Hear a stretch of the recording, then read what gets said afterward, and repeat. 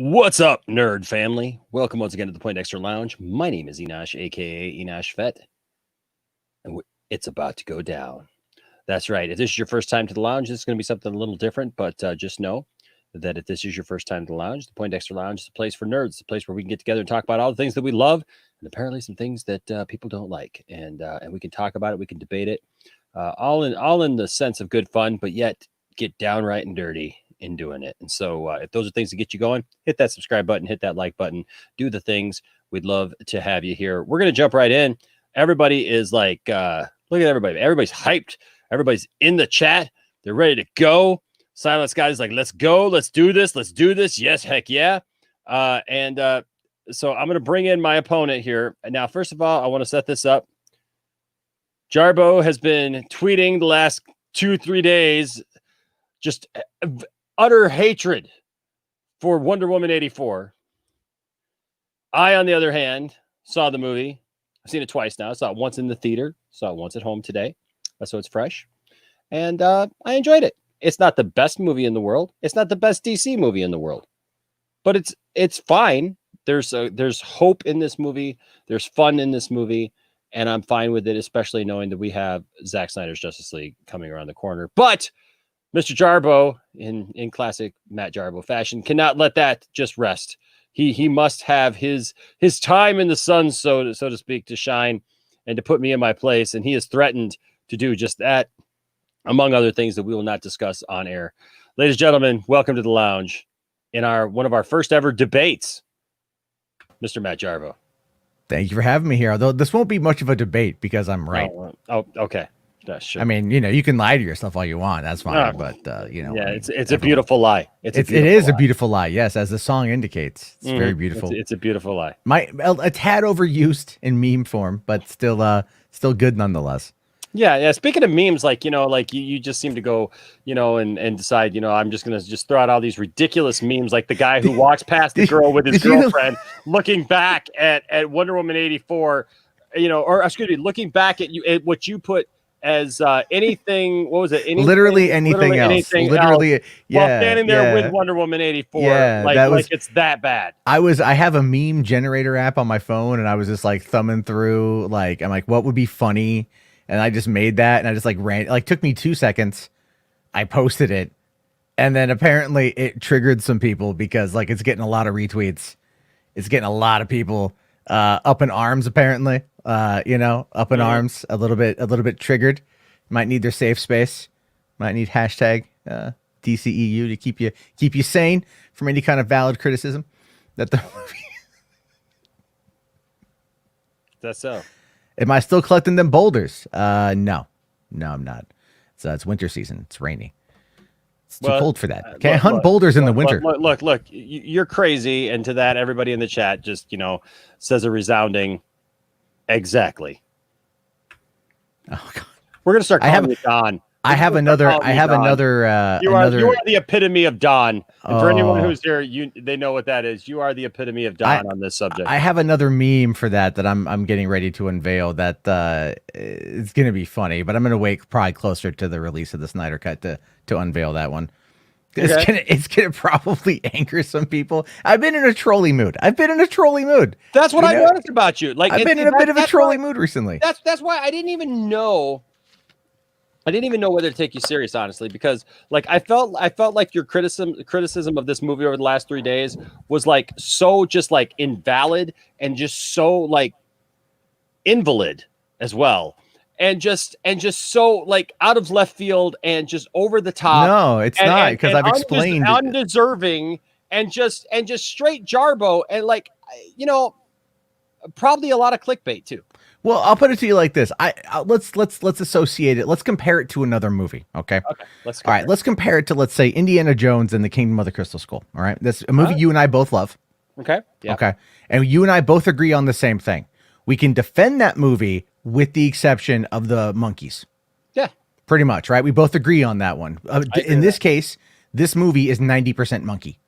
It is not. It so not. is. It Just so because you, is. just because you say that it's monkeys, It's does not mean absolutely. it's Oh my! monkeys. I will. You know what? I will walk through it step by step because You there's. can't just say you can't just say this movie is Oh, I 90% absolutely monkeys from can. Indiana Jones I 4 absolutely when can it because is there's. absolutely not. There's so many good things and good I didn't say points that the of this movie is movie. bad. I just said that the movie is like No, it is. no, It no, no, is no, a no. You mess. can't It's a back out mess of of a okay, but movie. you can't back out of that because that monkey scene is absolutely bad. So when you say that the movie is 90% monkeys, you were saying that the movie is 90% bad. I'm saying That's the what movie you is. were saying. I'm saying You the can't movie is back out of it and go, I 90%, didn't say the movie 90% wasn't bad. indefensible. It's 90% Oh, indefensible bull crap. for like logic across the board. I'm 100% serious. I'm Oh 100% my serious. god, you got to be. Look, I'm not. you're literally stepping into the ring by like making the most like Oh, I'm coming out. ridiculous, I'm coming out hyperbolic AF. I'm coming out ridiculous hyperbolic statement you could AF. possibly make that Yeah. it's 90% bad. I'm saying that it's like 90% indefensible. I didn't say bad. I said indefensible. And my criticisms of the movie, at no point did I say that the movie is bad. I said that the movie has a lot of problems, and a lot of problems that the more you think about them start to compound, like the death by 1,000 cuts. One or two is fine. When you start looking at it from a logical perspective and the terms movie logic or it's just a movie do not apply. Oh, I don't take those with any of it. I Because don't take that so stand many with any people of are it. trying to like this is where like if you really pay attention to the criticism of the movie, I'm not alone in thinking what I'm thinking. I'm not alone at all. I've been looking on like Facebook, official HBO Max Facebook posts are saying the same thing I'm saying. Tons of people on Twitter are saying the same thing I'm saying. Metacritic, Rotten Tomatoes, many different like Reddit. Tons of places are saying the exact same thing that a lot of us are saying. It's like there are elements of this movie that do not add up when put under scrutiny. That doesn't mean it's bad. It just means like this is a movie that for some reason they felt was 2.5 hours it needed to have. You can chop out 2 words in a letter that's an Okay. answer to all those things that you just said. It's a movie. Batman v Superman. Okay, and I'll take that logic. Fine. Where's the ultimate edition of Wonder Woman 84? Not the same people. Not the same people. All these same people said the exact No. same things about No. Batman v Superman. And All these okay, critics, but are we going to everybody find out that trashed it. is there going to be an extended cut of Wonder Woman 84 I don't that's know, going but to fill in the I don't puddles? feel that there has to because I feel that people still want to hate on something just to hate on it. No, it's And that's this. what it is. I'm not hating on this movie to hate on this movie. I'm legitimately not. But there are things that are indefensible, right? The logic, it defies its own logic time and time and time again. It has almost no action in the movie for the first 90 minutes. Like you get the opening scene, you get the mall sequence, which was terrible, by the way. And then you get nothing until they get to Cairo. And Cairo was actually really cool. I liked the bullet lasso thing. A lot of people hated on that, but I thought that was all right. And then it gets to this really weird, like kind of dumb conclusion where like she lassos on a rocket to save these kids. That whole part was so stupid. Hold on. Back off for a second. Because you just said there was no action for the first 40 minutes of this movie, and then you just explained 2 action sequences that took an hour to get to. That took an hour to get to. No, because your only defense of them, your only complaint of them is that you say that they were that they weren't any good. No, I didn't say they weren't any good. Yeah, I said the mall sequence wasn't very good because if you look at my first tweet about the movie, I said Wonder Woman 84 is like it's trying to run the mix or straddle the line between Snyder and Donner. Because in the opening of the movie, like the opening Olympic Games part was actually like, I really liked it. I thought that was great. Give me more time in Themyscira. I would love to spend more time there. And then she goes and she does that whole mall scene, which I'm like, okay, cool beans.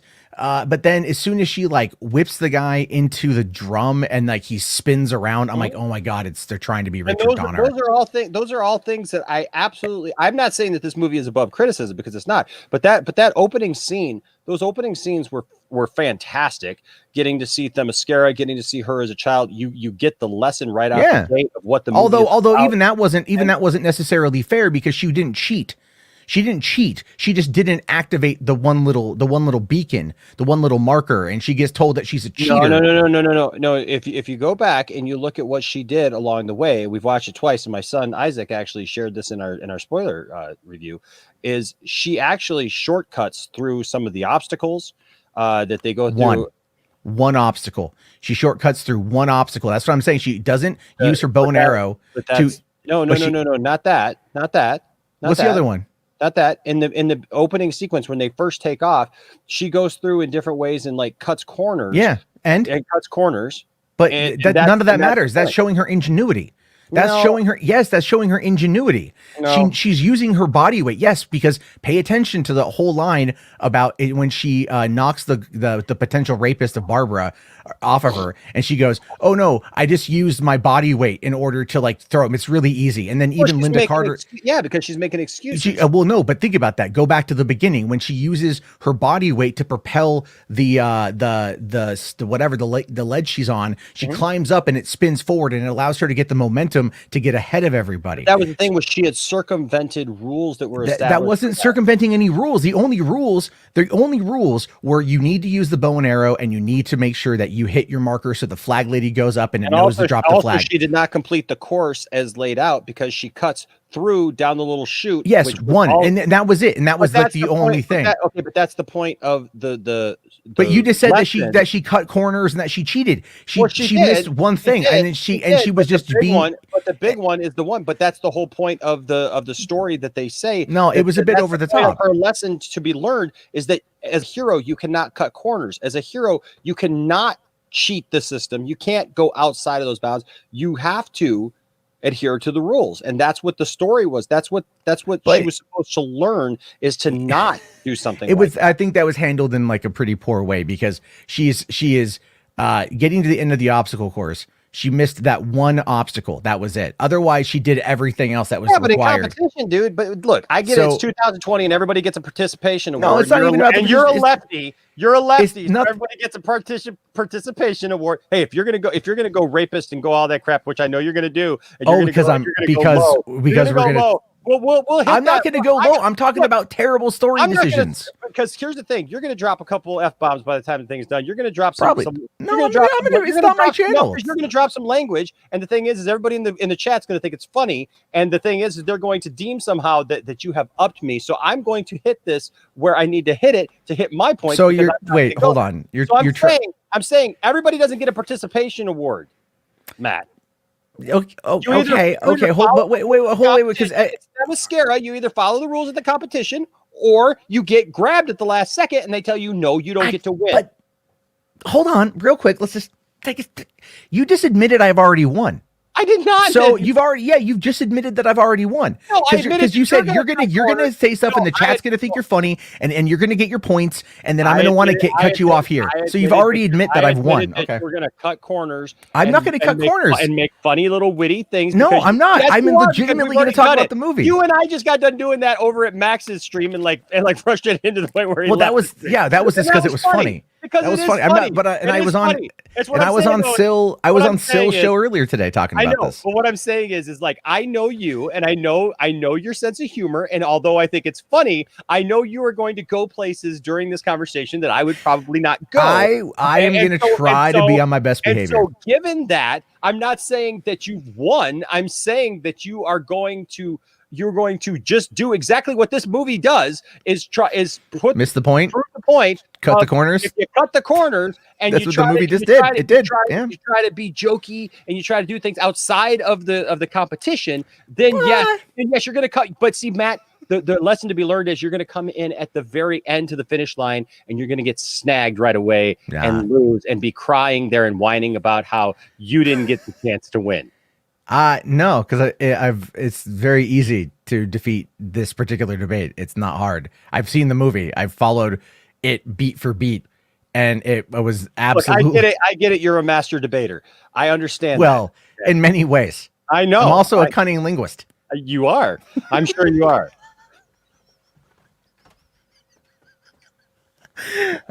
Anyway, so the movie. Let's get back to the movie here. Thank you, Rasha. Thank you, Rasha. Oh, you're not even letting me not finish the sentence, bro. That's just a bit rude. We're good. Okay. All right.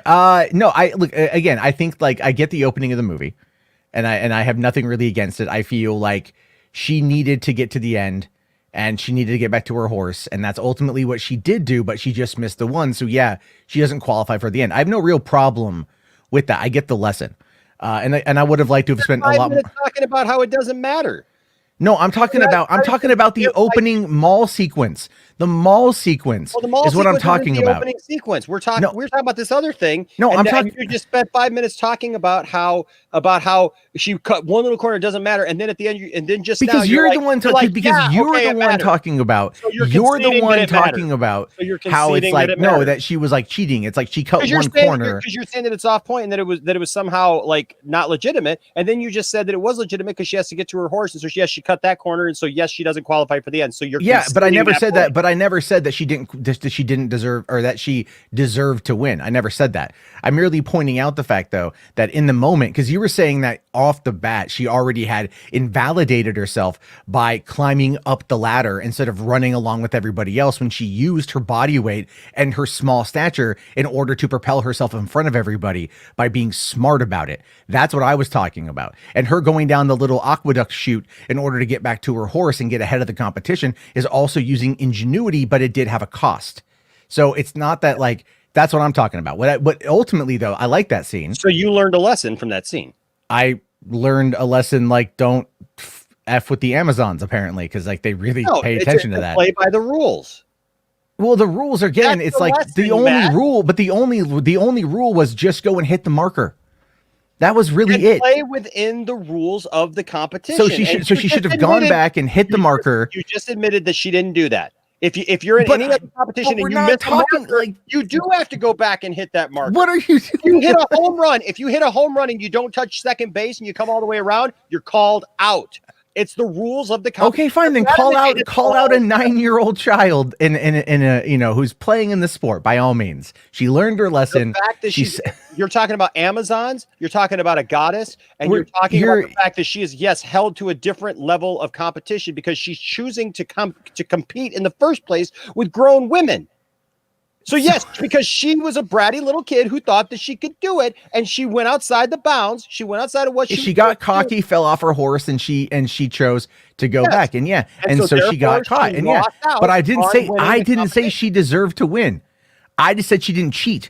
I said she missed a marker. She didn't complete everything. That's not cheating. That's not cheating. That's just not completing it. It's not cheating. But thinking you're going to win and just doing it anyways. Yeah, it is. Well, so she was a kid who didn't think about that. Again, I don't really care about that scene. Like, I like it. That's why it was a lesson for her to learn, and it was fine. It's a lesson for her to learn, even though the lesson ultimately, like, I thought it was a very cool action scene. I thought it looked great. I'm not disagreeing with you on that. Well, you just said that there wasn't a good action scene for the first 40 minutes of the movie. No, I said after the mall until Cairo, there was nothing. Unless you count her beating up the one dude by throwing him off of Barbara. Other than that, there was nothing until they get to Cairo. And that was an hour. An hour. Even my own dad was watching the movie. He got halfway in and he was like, because he came over yesterday and he only watched half the movie. And I'm like, did you like it, what you saw? He's like, I was waiting for it to begin. And that is a very valid complaint from a lot of people. It's like they were waiting for the action to kick in. Okay, they were was waiting your dad for sitting there like itchy from the Star Wars holiday special, like expecting something else to happen and just like being No, he was just expecting the story to start to pick up because it was a slog. I had a 15, a 16, and an 18-year-old along with me and Tiffany sitting there enjoying every minute of it and thinking that the pacing was great and having a good time. Well, I'm glad you guys enjoyed that. A lot of other people didn't. Yeah. And so, but again, if you think about it, right, again, a lot of stuff just doesn't make a lot of sense.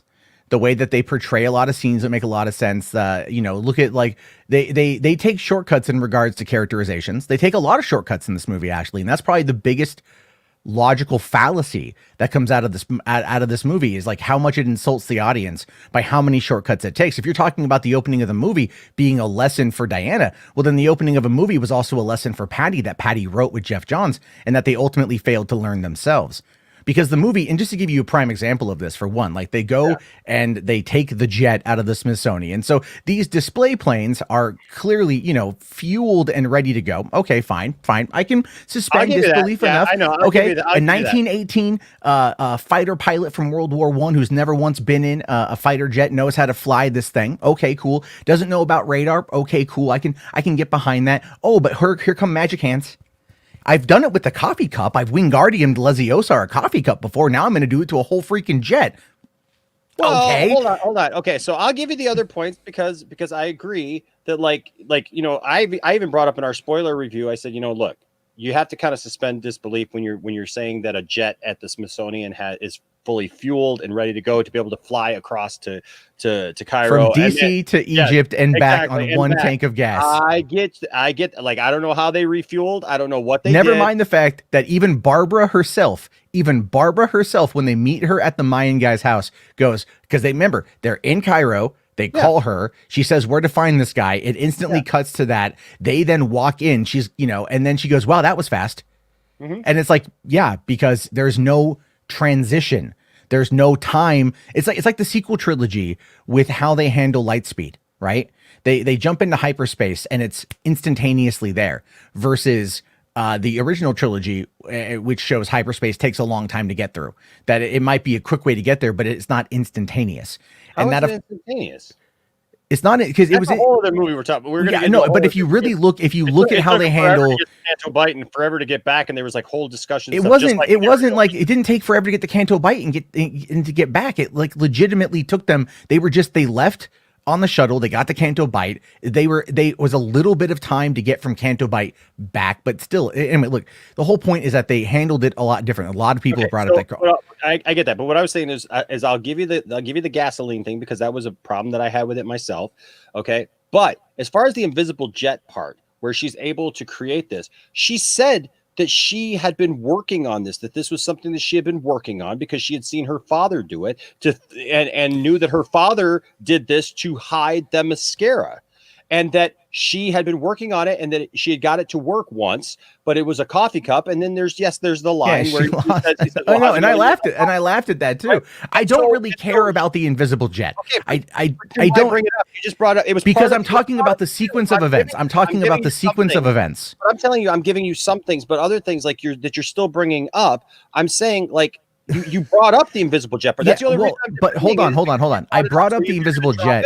No, I brought up the invisible jet because it was part of that sequence of events. Yeah, but I don't. But the gasoline. I give you the gasoline. The gasoline's done. I give you the gasoline. I don't know how they did it. If they refueled off screen or if they went somewhere else, I don't care. The thing is, I get that part. Okay, you brought up you said gasoline. You said invisible jet and him being able to fly it. Okay. Well, not so much in that order, but yes, I said gasoline, flying, and then the invisible jet part. But the invisible jet part is not on. The invisible jet part is on Diana, and that's fine. Like she just does her little thing. Because I find it to be like it's to be fair.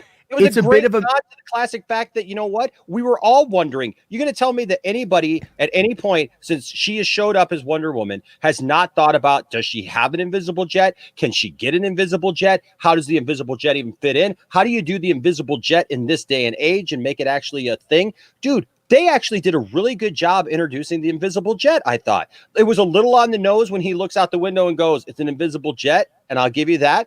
But besides that, the way that they showed that she was using the technique that they were using to hide the mascara to actually hide the jet, like that makes sense. So it wasn't just like, hey, she just learned it. I watched the Wonder Woman 78 or 79 or whatever. When I came home, I watched episode 1 of season 3 where they do the time jump, because the first 2 seasons are in 1940 and then the third season jumps into like 78 or 79 or whatever. Yeah, you mentioned that earlier tonight. They've got the invisible jet and they literally have 2 little action figures sitting in this glass jet thing, and it's like, it looks horrible. This thing was like done well and it wasn't cheesy, but look, the invisible jet has been a long part of Wonder Woman's history. I know that, and that's why I'm incorporate that in this movie. It was because hold on, but like where? Okay, like hold on. How did the invisible jet get made in the original show? In the original show, like I don't know much about like. Yeah, in the original show, it was just something that they had because it was like the technology that they had. They just had an invisible jet. It was just her invisible jet. It was just taken for granted that she had an invisible jet. She flew okay. Yeah. So when they're like, so they actually made a reason in this movie for her to have an invisible jet. It's not like she just has one. There was a purpose for it. It was to hide it from radar. It was to show that, but it was also to bring back this classic thing that otherwise would be a ridiculous notion of like, why would you even need an invisible jet, right? So okay, if they're gonna, so instead of like doing the hand puppet stuff, they could have just been like, oh, there's this like a stealth bomber or something like that, or some kind of stealth plane that has the ability to not be seen by radar, move at supersonic But speeds. that's not an invisible jet. But then again, that's existing technology, and nobody would have sat there in the theater going, "Oh, cool! Wonder Woman's got a B-52 bomber that deploys radar." But you nobody think people are excited about that? When I saw the invisible jet, my whole family went, "Oh my gosh, it's the invisible jet! That's awesome!" You're gonna tell me that, like, her? I think you're kind of hiding behind your family a bit too much here, to be honest with you. But no, yeah, I'm saying it's a collective thing. I was excited. Everybody was excited because she had the freaking invisible jet, and it made sense.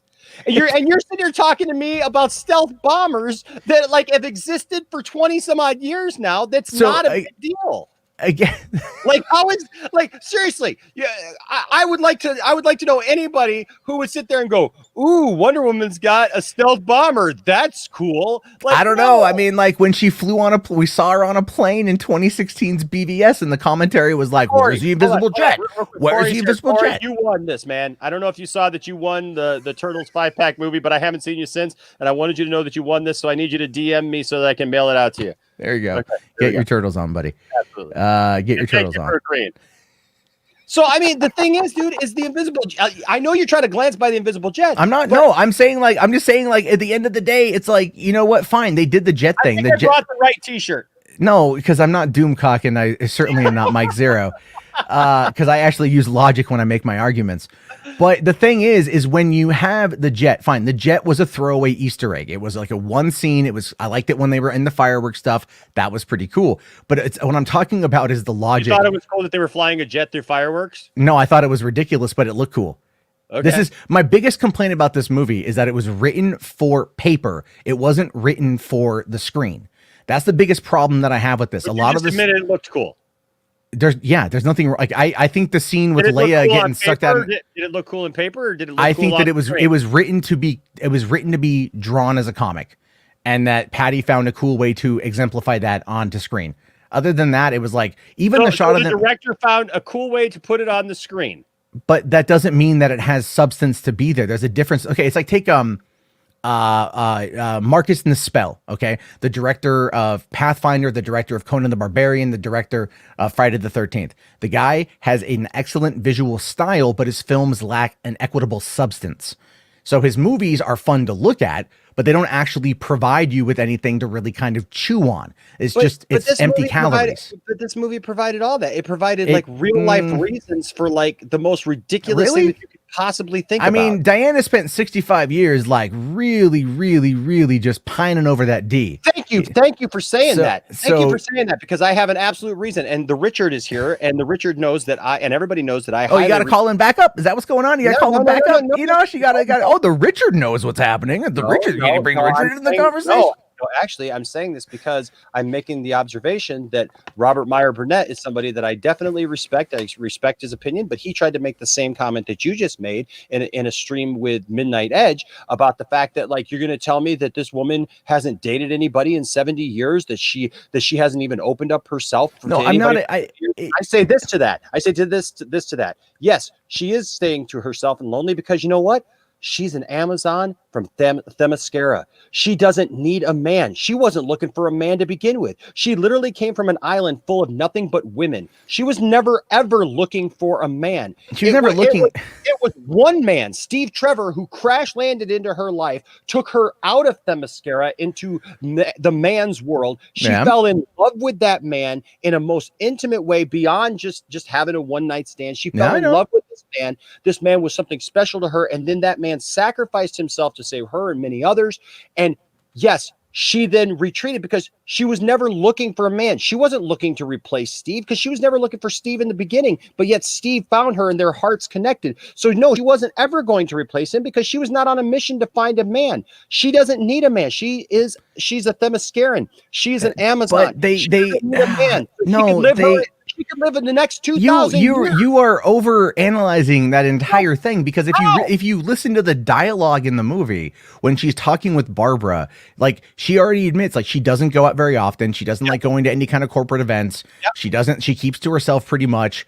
And all of those things. But it doesn't mean that she's not pining, and I'm using that word as a pun here, over Steve Trevor, which is why she makes that wish. The whole point is that like she, it's like everyone's like, wait, it's been 65 years. Okay, Captain America did that with, with Agent Carter, and they got their happy ending at the end. That's all well and good. Again, but it's one of those things where it's like, okay, it felt like she was pining over it a bit too much, having all the photos in her place. Like, it's like we needed a reason to bring him back. All of the people that she had connection with for the last 70 years since the time that she came. No, I know there was the Etta Candy thing. I thought that was a nice little thing. It wasn't like it was just Chris's character. It wasn't just Steve Trevor. It was Steve. It was Etta Candy. It was all of the people that she had served with in the war, because they had all passed by this point. They had all died. Etta had obviously lived to be an old woman. She had these relationships. She had friendships. But the thing was that these were the people that she had the biggest and deepest connections with. And Steve was the man that she had that connection with. And no, she wasn't looking to move on. And no, she didn't have a reason to just go out and try to find new friendships or new loves or anything. She put herself into her work because that's not what her mission was. Her mission wasn't to come here and find a man. She didn't need a man. She didn't need all those other things. We're not talking. We're talking about companionship more so than relations. That's Wonder Woman's thing. She didn't need all that. Those things found her, and she didn't have the desire until the time, actually, probably we meet up with her in Batman v Superman, where she actually now is part of it. She decides to become a part of a team. That's why I think when she says, I left the world of men, in Batman v Superman, that's kind of like this thing that's been going back and forth. The people are saying, well, this movie, because she stuck around, this shows that she somehow did not stick to that. And this somehow, goes against Batman v Superman. No, she left that world in terms of she was not connected to that world. But now that she's in with these people like Superman and Batman and now the others like the Flash, as they start adding Cyborg and others, now she's finding a reconnection once again after all this time. We're not talking about Justice League. We're talking about in the moment of Wonder Woman 84, which I know the argument you're trying to make, but it felt very forced. No, it's not all connected because this is it's not connected it. No, you're connecting it to another movie that we've already seen. That takes place 30 years in the future from this particular movie. Yeah, because I know how it ends up. But that doesn't mean that's in the moment. That's saying that I can't connect it to something in Wonder Woman because Wonder Woman takes place 70 years. No, you can connect it. You could easily connect it to Wonder Woman, which you made an attempt at. The idea here is that a lot of the criticisms that come in, and ultimately it was just kind of like the way that it felt was like very much like she got that one night with him. She wanted more, get it, true love, all that stuff. It felt like it was desperate, is what it felt like to a lot of people, myself included in the movie. I get the pining, but it felt desperate in that regard. But that's because you're looking at it from a normal person's standpoint. Warzone. I'm not saying that that is a feminist thing that she doesn't need a man. I'm saying she was not looking for a man. She was not looking for a relationship with anybody else. So what I'm saying, Matt, is like you're looking at this from a standpoint of like us, that like we would get lonely, and so we would try to move on. We try to find somebody else. We would try to go to something else. That's not what she wanted to do, because that was her point. She was never, if she had stayed on Themyscira, she would have never been with a man. Sure. Right? She would have never even known what a man looked like. Right? Yeah. But the thing was coming to the world of men, she met Steve Trevor. It was Steve that found her. It was their hearts that connected. No, I get all that. I'm just had no need to do anything like that again, or any friendships or anything. I think that's a bit of a wasted explanation, just because when you think about connection across the board, she's not an isolated. She chose to isolate herself, which always felt kind of really. Unless if she was out there still living that Wonder Woman life, which she was at the beginning, of the movie, like every once in a while she'd go out and do something, then I could kind of see it. But at the same time, it was almost like she just was. I don't know. I didn't really feel like they did enough to establish what she had been doing for the last 65 years. It just kind of felt like they're like, all right, let's just dump her in 1984. And the movie even itself, like even with the aesthetic of the world around it, did not need to be set in 1984. Nothing about this world felt like it was in the 1980s. Even the mall scene.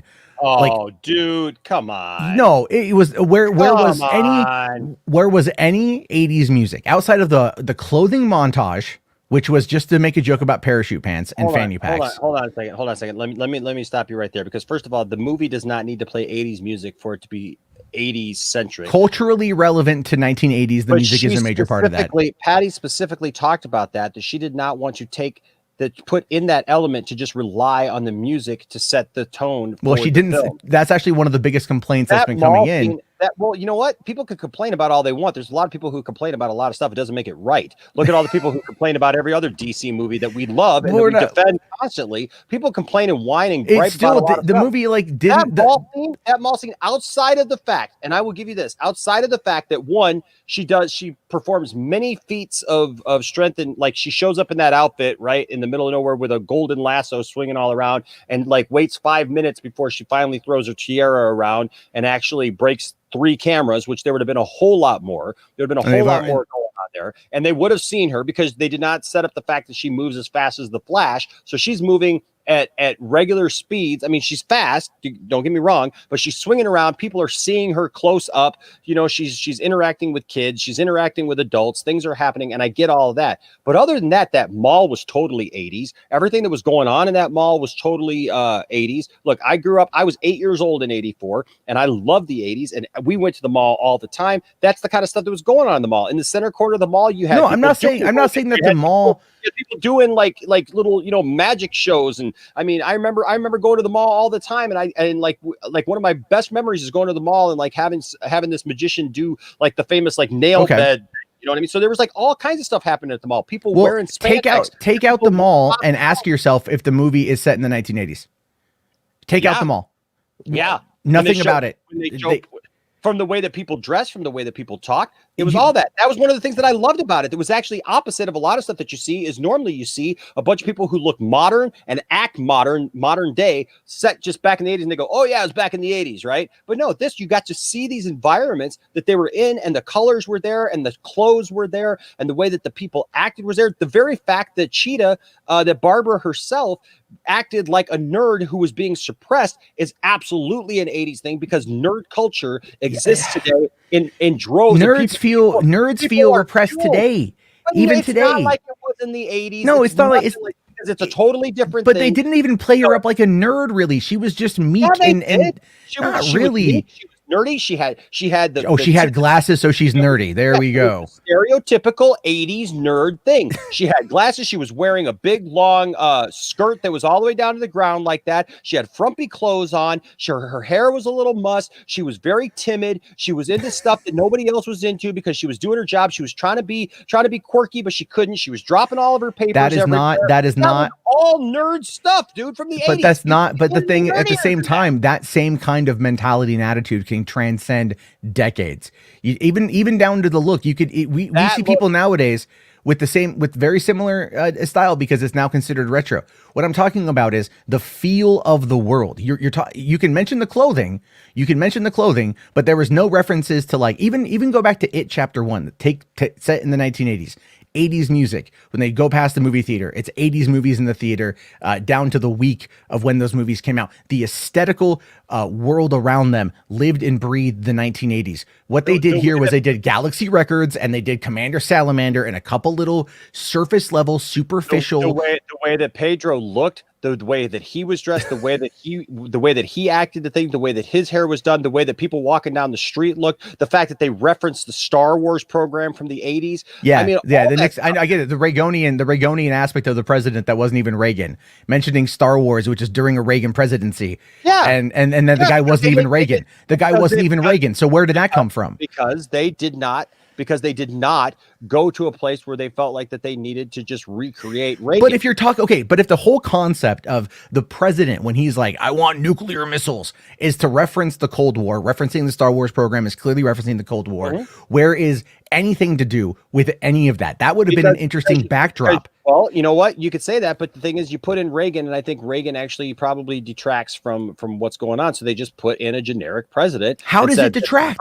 when his entire thing is, I want nuclear missiles? I'll tell you why. Because if the impersonation wasn't as good as you wanted it to be, we'd be sitting here, and that would be one of your talking points. Is that Reagan wasn't good enough. Because it's like, if you're going to have the 1980s and you're going to include the president, you make it freaking Reagan. It'd be like if you're going into the 1970s and you're doing something involving the middle 70s and it's not Nixon, people are going to go, you're not really historically accurate, considering the fact that the first movie was a period piece. And I'm sorry, does the movie have to be historically accurate to be? But if you're trying to set it in the 1980s and that is your whole goal, then yes, it should have some kind of historical accuracy, because we live in a world where we're going to go back 30 years or almost 40 years now and look at the type of environment that we have. People praised Quentin Tarantino for how he turned Hollywood Boulevard back into 1970s Hollywood Boulevard for Once Upon a Time in Hollywood. He Dude, went this back is not a Tarantino movie. This is a fun Wonder But when you're doing a period piece, which is effectively what this is, when we go back multiple decades, which at the 80s now would be 40 years ago almost, and going back to 1918 from World War I, there are certain aesthetics. So every movie. No, not every movie, but we're talking about the feeling. We're talking about the feeling and the design of this one, and that's another thing. So you're saying for you that because they didn't make a Reagan president, that somehow that deters from the feeling of this? If you're gonna play up the Cold War, even they brought up the Cola Wars as well. It brought up the what? The Cola Wars. Should they have had like Coke versus Pepsi? I don't know. That would have made it feel like it was from the 1980s. Nothing about this felt like it was from the 1980s. At one point in the movie, Gal Gadot actually has to announce to the movie, to the world, and to Steve, well, it's 1984. Like, she has to remind everybody what decade it's in. That goes to show you how poorly they designed the world around them. She's telling Steve, yeah, but Steve would have already known what year it was in. She's trying to explain, like, it's the 1980s, Steve. And he's like, I don't know what that means. You know, he's sitting there in bed eating Pop-Tarts, which I thought was funny. And he's like, what was it? So far, all I hear of what you're saying is, okay, so you came out hot and heavy with saying that you're going to make me cry. And so far, I have not shed a tear. I'm winning. You're not winning. According to the chat, I'm winning. According to the chat, I'm winning 100%. You got a couple of your simps in there, but man, I'm reading the chat. I'm reading the chat too. I see Jarbo. A bunch of surface things of your like personal opinions of stuff that like, well, I haven't even talked about. I didn't like this. We haven't even talked about. And nothing so far has been like, if any substance, you're just like, they didn't make Reagan. They didn't try to recreate Reagan. Because when we're talking about the aesthetic feel of the world that's created, the production designer, their job is to go on in there and to establish the world. And again, it's like even Brian, Master of None, said here in the chat, if you're going to make it an 80s movie, you got to have 80s music. And that is a big factor. That is a big factor. I feel like, you know what, I could give you that, you know what, if 80s music was in there, it would be one little extra thing that would, yes. Considering, hold on. Like, the marketing for the movie, the very first trailer, what kicked off everything was the cool colors and the fact that they played Orgy's Blue Monday, because that established the aesthetic that it was from the 1980s. That was the whole point. And they did nothing in the movie to establish the aesthetic outside of some surface level window dressing. And that was really about it. Nothing played into the cultural aspect of what the 1980s was about. What we were talking about when you go to the 1980s, you're talking about some fashion, which we had the parachute pants stuff. We had a couple little things like that. I thought the montage, again, I've mentioned before, was funny. And that's about it.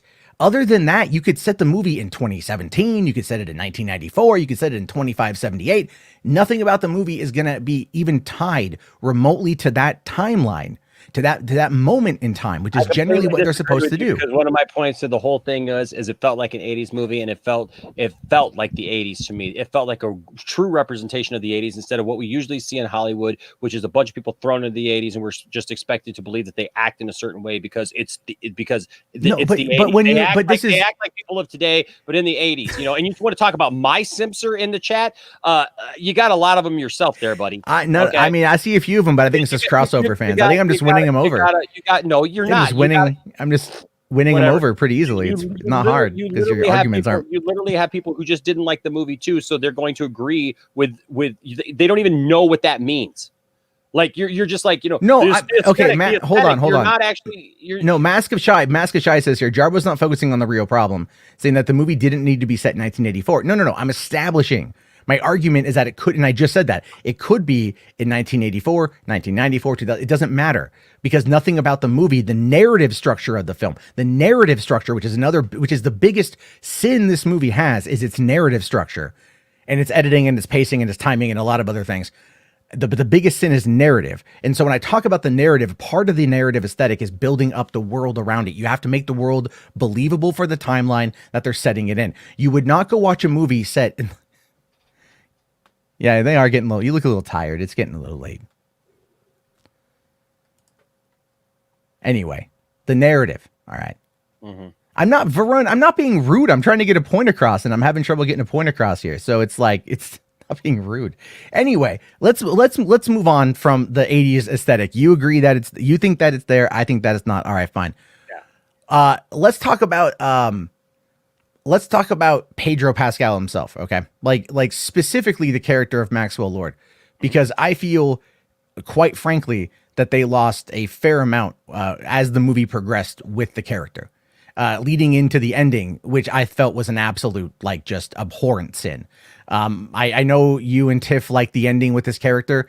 I'm not saying he had to die, but it just, nothing about that made any sense at all, period. Like, especially with this kid, which he spent the whole movie, like, just not even giving a crap about. And then from there, he ends up getting... Okay, that's not true, though. That's not true, though, because the whole point of Max's character is not that he doesn't give a crap about his kid. It's the fact that his desires are misdirected. He wants his child's approval. He wants his child to look at him with those eyes of approval and say, "This is my dad. I am proud of my dad. This is a guy that I want to look up to, that I want to be like." You're stretching on that one, because he flat out says he literally twice, says it to the kid. He at says, the "Look, end I of am the going movie." To be somebody. No, he all throughout the movie, when the kid is coming up to him, he keeps saying. He's the stereotypical dad who's overworking, who's trying to make something of himself and trying to make his kid think that he's something special, so his kid can look up to him. But he doesn't. But he's only doing that. Okay. He literally says it to the kid over and over and over and over again, because that's what he wants. He's trying to build that into the kid, and he's missing the point. That's the whole point of the ending, is that he has missed this entire thing. Sure. Is that his kid doesn't care about all that his kid just loves him, and he just needs to be a dad to his kid. He needs to forget about trying to impress his child and just be a dad. And at the end, he realizes his mistake in what he's done, and the fact that it literally took him from just being a businessman who was trying to get ahead to literally having all this power now, and then abusing that power and literally almost destroying the world because of it. So it's a huge undertaking. See, no, but you are absolutely overlooking the very first time Alistair is brought up. He's all like, "Wait, isn't it his mother's weekend? No, she's with her boyfriend. Ah, damn it." He's not happy to see his kid. Because I know so many parents like that, Jarbo. That doesn't, no, but the thing is, though, but it's not earned. It's not earned. The ending is not earned. Because it's not earned. It's earned throughout the entire thing. No, it's not. It's not, because he wakes up out of it. No, even then, okay. Even then, like the thing with the kid. Yeah, the second time Alistair pops up, Alistair's sitting on the other side of the window, and he's all like, something about, I forget exactly the line that was said, but it was more or less very dismissive of the kid, and the kid walks away, and he's like, "Just go buy him a pony or something," because he doesn't actually care. He only cares when he feels he's going to lose something. That's the only time he cares. I disagree. That's the entire point. That's the entire point of his. Yes. What was the first? Yes. Oh my God. Yes, it was. Because what was the first thing that we see him doing? He comes into his office. The office is not finished. There's that one guy that's there, and he's all like, "You're a loser," and he's like, "No, you're the loser." And he only cared about even getting the wishing stone, only because, and this is, again, we have no reason to know why he wants it or what he's going to do with it ultimately, or where he learned about it, or any of that stuff, because they don't give us any background to his character. All we find out is that he had bought it through some black market thing, and that was okay, whatever. But we got no explanation for why he wanted the stone. Nothing about it. He gave no background information on it. But it was only when he was deemed a loser in front of his kid that he goes, "No, that guy's a loser," right? And he's trying to posture it. He set it up before that, Matt. No, he kept talking to his son, having these conversations with his son, trying to convince his son that he was somebody. That he only was after. When his son first walks in, the son says, "Hey, where's the pool?" And he's like, "Don't worry, the pool's coming, and the helicopter." And he's trying to do all that before the guy walks in and calls him a loser, because he's still trying to give his son this narrative, this idea that he is this big time businessman. Yeah, because he's been lying to his son and lying to himself in the process. Yeah, so that's you know what? Probably he's gone through this breakup with his mom. We don't know who his mom is. We got no backstory on him. We got no backstory at all. We got no character development on him at all. One of of those things where I don't need to be spoon fed because you know what? I've been there. And I think a lot of us have been there. So obviously this is a dad who is like literally trying to make up for stuff. He's trying to overcompensate for things and he's doing it in the wrong way because parents do that all the time. They use their kids and they put their kids in the middle of situations and it's horrible. It's abhorrent, but they do it all the time and they try to buy their kids affection. Look, I know people right now. I know people that I've dealt with that have tried to do it, that they try to buy their kids affection. They try to smother their kids with all these other things that are unimportant. And they think that that's getting their kids attention, that that's gaining their kids respect. And then they wake up one day and they're like,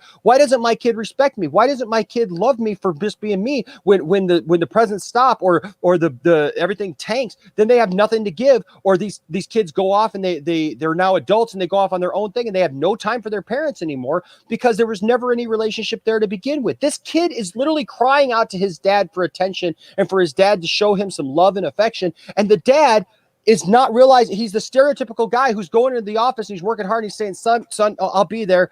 This movie actually made me look at my own life of how like there are times when we have to balance, and it's hard to balance as parents sometimes what we have to do to supply for our children, do the things that we have to do when, you know what, we're working on something and we have to say, look, I would love to go play catch with you right now, but I can't because I have to do this. But at no point did he say that. At no point did he ever actually say that. This is the thing. I understand the argument. Hold on. I let you rant. You let me rant.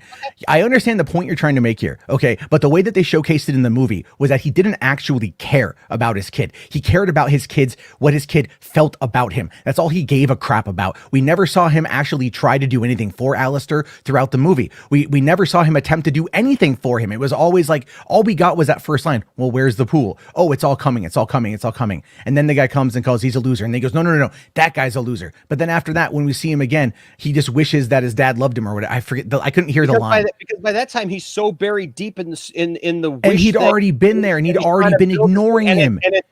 Because it got worse because now he's got this whole thing of he has to keep getting other people's wishes. He has to keep tracking people down. And he's trying to figure out a way to just streamline the whole thing to get people to all touch across America.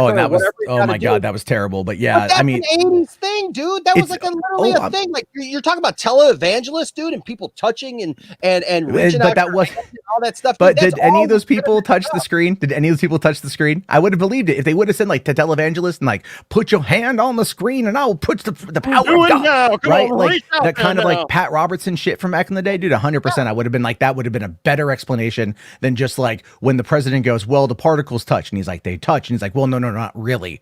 Because even they disprove their own theory in that scene, which is another bad thing. It's magic, and it literally was the broadcast was going out. He was being seen and touching people in a way, and that energy, was coming back to him. No, it's not. That's not how it works. That's not how it works. They have to hold his hand. I'm sorry, Matt. They have to hold his hand. I'm sorry, Matt. Why don't you tell me how it works in a movie that deals with a magical stone that becomes a person?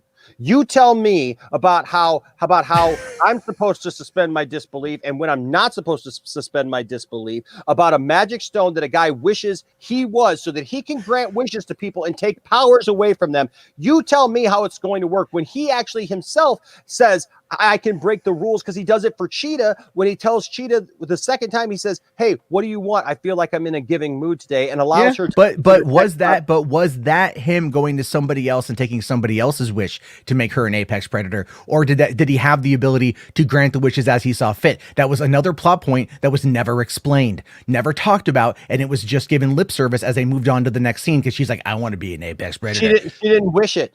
She didn't wish it. We didn't see her wish it. We didn't see her wish it. We didn't see him grant her the power. We didn't see him do anything like that. And considering up until the point of when he went on satellite TV that impenetrated all those TVs around the world, he had only touched everybody. He hadn't been like experimenting with his powers where he was like, hold on, you across the room, I'm not actually touching you, but I'm going to physically look at you. You tell me your wish and I'm going to make it happen. They didn't progress his powers on that particular front. Not at all. They just told us these things. They never showed us these things or how they worked. And it was just another plot point that literally goes nowhere and it dies. It just dies. It didn't die. It did die. It absolutely died. Went through to completion. Are you really? Because you're telling me Yeah. that like in every moment he had where he had to go and touch, when he had to go touch the president, when he had to go touch the taxi driver, when he had to go touch all the other people that he touched in the movie, even his own son, he had to physically touch these people. And when they was told through technology that they can touch people, that was such an illogical leap to get to that point. It was simply just like no one's going to notice this is bullshit, right? So let's just move to the next. We need to set up the finale where he goes to some island presidential base or whatever the hell it is. I love the fact that you are determining what is BS when it comes to a magical stone that grants wishes. I am referring to what is BS based upon what we are shown in the movie. Its own logic is flawed. Like I mentioned, expand. It can't expand. You still have to assign rules to these things. You still have to assign, because it is still grounded in a sense of reality. So you can't. So we can't. So as the writer, we can't say, well, this works. It's a bad writer is what it boils down to. It's a bad writer, because a good writer will establish the aesthetic of the world. They'll build the world. They'll build the narrative. They'll build the characters, and things happen. And you will always suspend disbelief, but plausibility has to always apply. So if all of a sudden you are shown everything he touches, he can make a wish, and it has to be through physical contact. But then in the next scene, in the climax of the movie, he can now do it through televisions because he just chooses to. It doesn't make any actual sense. We've never see him expand upon his powers. It's the magical powers expanding. It's a genie. It's a genie. He becomes a djinn. Like, he becomes a wishmaster. That's all it is. And even they don't have that kind of power. There are rules. Like, look at Aladdin. The rules of the genie. 3 wishes stuck in the lamp. He can't wish his own. Aladdin. But the idea of a wish stone, the idea of a monkey's paw, comes with a certain set of rules. He then becomes the monkey. I thought that was an interesting aspect of it, where he was able to then dictate what he was taking from people in terms of granting their wish. But what we never saw was what was ultimately taken from him. And I know the argument's going to be, well, his son, that's going to be the argument, because that was... Health. That was his health.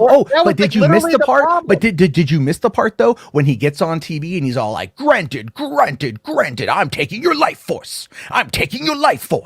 That's what you get. And then he's like, he heals. He just literally becomes God in that moment. But somehow God is overturned from crazy power by a exceptionally expository, overlong speech, from Gal, which I thought was a good, but it needed to be trimmed down. And then he's like, oh no, I rescind my wish, and I'm taking off now. But he jumps on Marine One, the presidential helicopter, right? At this point, he has no more power, by the way. He has no more power. All his influence is gone, but he's still able to get a ride back on Marine One when there's a whole bunch of other military that's still on that damn island. Goes right back to the front lawn of the White House, or wherever the hell it was. And then he's just calling out for his kid, and his kid just so happens to be on the other side of the tree line, and then comes out. It made no sense. And never mind the fact that I don't care if he lives or if he dies, but there were 0 consequences that we saw befall him. At the end of Batman v Superman, we see in the Ultimate Edition that Lex Luthor ultimately gets arrested by the FBI and then ends up in prison, and Batman goes and sees him. So we know that there were consequences for what Lex did. We know that in movies, like even Shazam, there were consequences. The guy, I forget his name right now, Mark Strong, lost his powers, and he ended up getting arrested. So it's like there are no consequences for Maxwell Lord. It defeats everything that happened, because if the whole purpose of the opening scene of that movie is to showcase that you cannot cut corners, that you cannot cheat, and this is everything that Maxwell Lord was doing until that last moment, it would still have an impact on him, and it didn't. Nothing happened.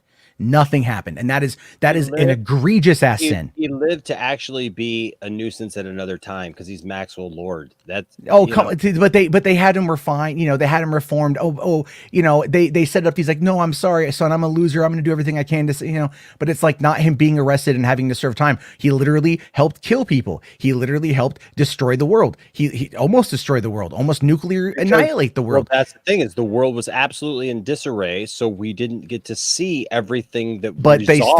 they still had Barbara's storyline resolved, because they just let those storylines die. They let him die like the end of Spider-Man 3. That's all they did. They let him die. Hell, Spider-Man 3 had a more conclusive ending, because at least Sandman and Peter Parker were able to have that brief interaction where Parker expressed forgiveness. and then that was that. But otherwise, no, there was no conclusion for the villains of the movie. Never mind the fact that when it comes to Barbara, there was no buildup for the villain of the movie. Outside of the one leopard print shoes that she saw Gal wearing, she had no interest in cats. She had no interest in being a cheetah. There was no development on her character. There was none. It was just like, I now have power. I'm losing my humanity. I'm showing up at the White House. Like, you guys show up at the White House. We're fighting, although the scene was pretty cool. And there was no development on the character whatsoever. So she has to like want to be a cheetah. Her point was to be an apex predator. She wanted to be the ultimate in overcoming her situation. She wanted to not be like anyone else anymore. She wanted to be a predator. She liked that aggression that she felt when she took out the jerk. Show me. Show me.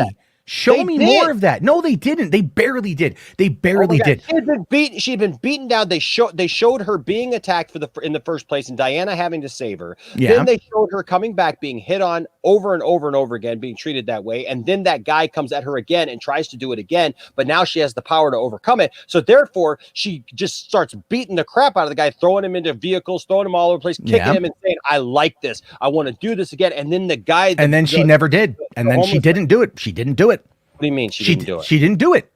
She didn't do it on her own. Because the guy who was there, the homeless guy, comes up and snaps her out of it, and she realizes, I gotta go, because she was doing something else. She was going someplace else. She lets it die. I like what Kelvin says here. If she wanted to be an apex predator, she would have been a lion, not a cheetah. That's very true. Nothing about her becoming the cheetah matters. Like, we know when you're doing a villain introduction, when you're doing a villain origin, there's generally has to be a reason for the villain to become the way that they are.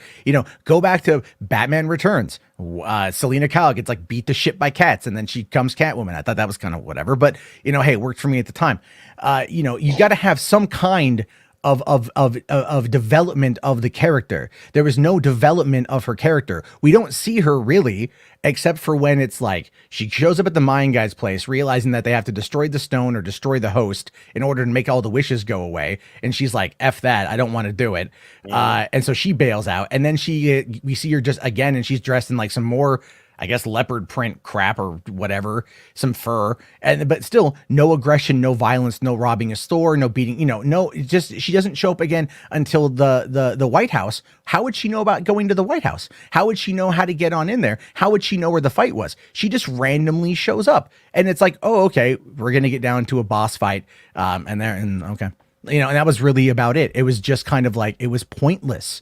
They did nothing to establish the character as being a foil for Diana or even a competent villain. And at the end of it, the point of these villains, though, is not that they're the stereotypical villains. They're not just bad guys. These are people who literally started off just making mistakes, doing things the wrong way. And it took them to this higher level where they were doing things that they wouldn't have normally done. That's the point of this. They're not just bad guys. They're not just two people who are I'm evil and I'm doing this for the sake of being evil. Max Lord, his character is not just inherently evil. He's made mistakes that literally take him down a path that takes him out of control to the point where he's doing things that he would have never thought he was doing, but he has to keep this power struggle going. He has to keep this thing going. Now he's got his health that's completely failing, and so he's got to keep drawing life force or whatever to replace all of those things that happened to him. But his point is never that he's just evil, that he's just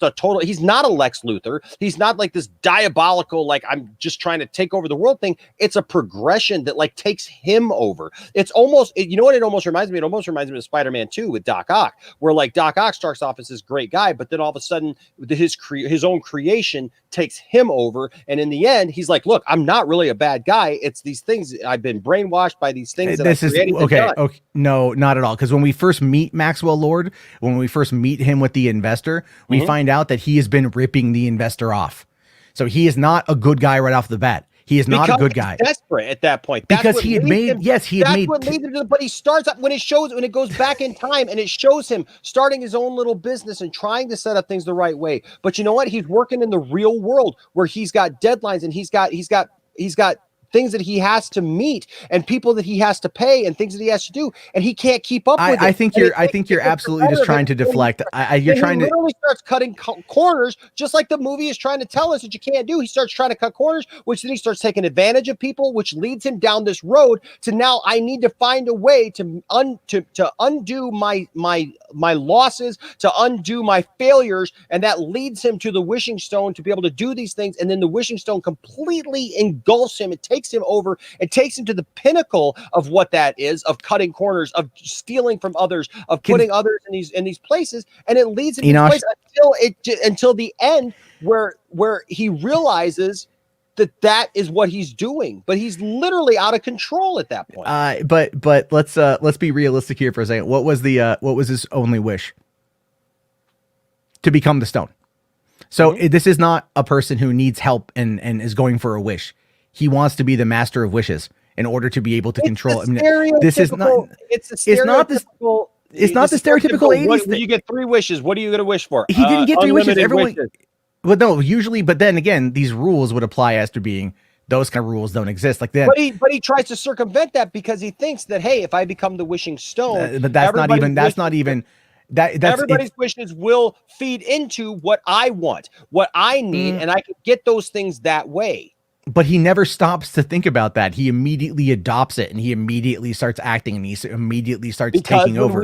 When we meet him, he is in a desperate situation where his business is literally to the point where it's going out. And then we see the flashback. We see the thing of him setting up that he didn't set out to be that, but that's what he became. And the same thing with Cheetah. Cheetah did not set out to be this evil person. This whole thing enveloped her. She liked the feeling of being liked. She liked a feeling that she had never had before, a feeling of people looking at her, paying attention to her. She literally went from a situation where she could drop her entire briefcase and nobody would even give a crap. Even Diana was like trying to avoid her a little bit. And so she has nobody who actually was caring about her. She had no attention whatsoever. She was isolated from everyone. She had nothing. And then all of a sudden she had all the attention. They walk into the room and everybody is hanging on every word that she says. And you know what? I know that this kind of thing happens because I don't want to out this person, but it was somebody in my life that I was, how should we put this, joined to for 10 years, okay, who literally faked a major medical issue, okay, because she liked the attention. She flat out admitted that she liked the attention. Now, I'm no longer with that person, but liked the attention that she got because when she did these things, she would act like she had these horrible headaches and then pass out, get taken to the hospital. They couldn't figure out what was wrong with her, but she liked the attention that she got. So it took her to a place that this person would have never, ever gone to before, but it changed her perception once she got that attention. I think sometimes we don't think about things because we haven't experienced that. We haven't like come into contact necessarily with people who do those things. And so we just think, well, that's kind of far-fetched. But look, I'm just going to say it. This was my ex-wife. I was married to her for 10 years, and a year and a half into our marriage, all of a sudden she just woke up one day and she started passing out. She couldn't drive for a year and a half. I had to literally take her everywhere that we went. She spent, time in the hospital. Our friends were all pissed off, like, cause they thought that I was ignoring it when the fact was the doctors told me not to take her to the hospital anymore. She would do this at concerts my band would play at. She'd do this at churches, at restaurants, everywhere. She'd just pass out on the floor and it looked like she was having a seizure. Come to find out, they just stopped. She couldn't drive for over a year and a half. We were scared to have a kid, all this stuff. All of a sudden, skip 5 years later, we're laying in bed one night and she says to me, hey, guess what? I need to tell you something, but you got to promise you don't get mad at me. And I said, well, what is it? You're kind of joking around. And she says, well, you know what? This happened. And I faked the first couple were real and I faked the rest for a year and a half. And I said, why? And I said, why would you do that? I felt like I got kicked in the gut. And she said, because I like the attention that I got. People go to extremes, like horrible extremes. And in this superhero world where the extreme is, hey, there's a wishing stone here that can grant me magical powers to be all that I ever wanted to be. And all I got to do is tap into that. That is a temptation that if a normal person will tap into the temptation of going along with it and faking something, to just get that attention and get that recognition because they crave that so bad. And I've seen that. I totally believe that in a world of superheroes and wishing stones and those types of things, that somebody who had gone through what she had gone through would actually go to that extreme to say, I want to be this. I want to be something greater. And then once she got it, it was addictive. She had to have it then, and then she wanted. No, I get that, but she got pissed off at Diana, and they had that fight and everything. That's where she says, "No, I want to take it even further. I don't even want to be like Diana. I want to be the apex. I want to be this thing." Yeah, and but we never saw. But we never really. We can argue about what cat is better, a lion or a cheetah. But a cheetah is also a predator. Hold on, it is a fast predator. It is, on top of that. Okay. But when we talk about this from a narrative standpoint, this is stuff that you are assigning to the character that we were not shown. And I get your point, and it's entirely valid, your opinion on this one. I get your personal experience. But what I'm talking about here is we got just only a couple scenes with her out of a 2.5 hour long movie. That the runtime was like exceptionally long and failed to convey simple plot points in a way that the audience could keep track of. It didn't simplify.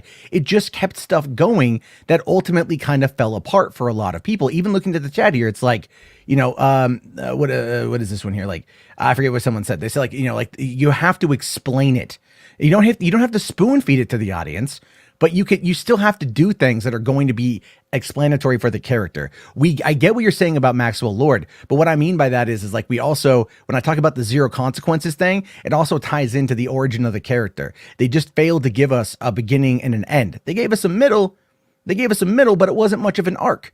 It's not much of an arc because we only got a couple scenes with him and the kid. I think the ending though for these villains though is different from the typical ending that we have for villains where sure. Villains like have this big consequence or whatever. Because like Diana, for example, she's holding Cheetah at the end there, and they're in the water, and she's pleading with her basically to stop this, right? She's pleading with her to just, to let this go, to come back and everything. And she's just like, no, I'm not going to do it. It's almost like that Man of Steel moment, right? Where Superman's holding Zod, right? And, and everything. And she's like pleading with her, and she's like, no. And even Diana says, because like, honestly, I thought for a minute that we might even get a Maxwell Lord neck snap, like in the comics, there for a second, because of where that was headed. Like, how do you finish this off, right? But what happens is that these villains actually face a different type of consequence, because like Diana looks at her and says, well, I'm sorry then that I have to do, I'm sorry, and actually, she gets electrocuted and stuff like that. And then, she just kind of leaves her for that. But the result is when Maxwell Lord takes back his wish, it takes back one of those layers of her. See, I believe that Cheetah still has that first layer where she has that aggression still. She still has that. And I believe that we're going to see Cheetah again in a desperate attempt to get that predator part back to her, because now she's tasted it. She's gotten that bloodlust to taste it. And so the thing is, it's left her now in this state of want. It's like the vampire curse, right? You get to live forever, but you have to live with all the things that go around with that. And was any of that even remotely explained? None. The last shot we saw of her was she was turned back to human, and she was looking at the sunrise. When she's, and I see what you're saying with like the Zod's neck snap, but the Zod neck snap was because Zod was getting ready to eviscerate a family of people with his laser eyes. There was an actual consequence if Clark did nothing.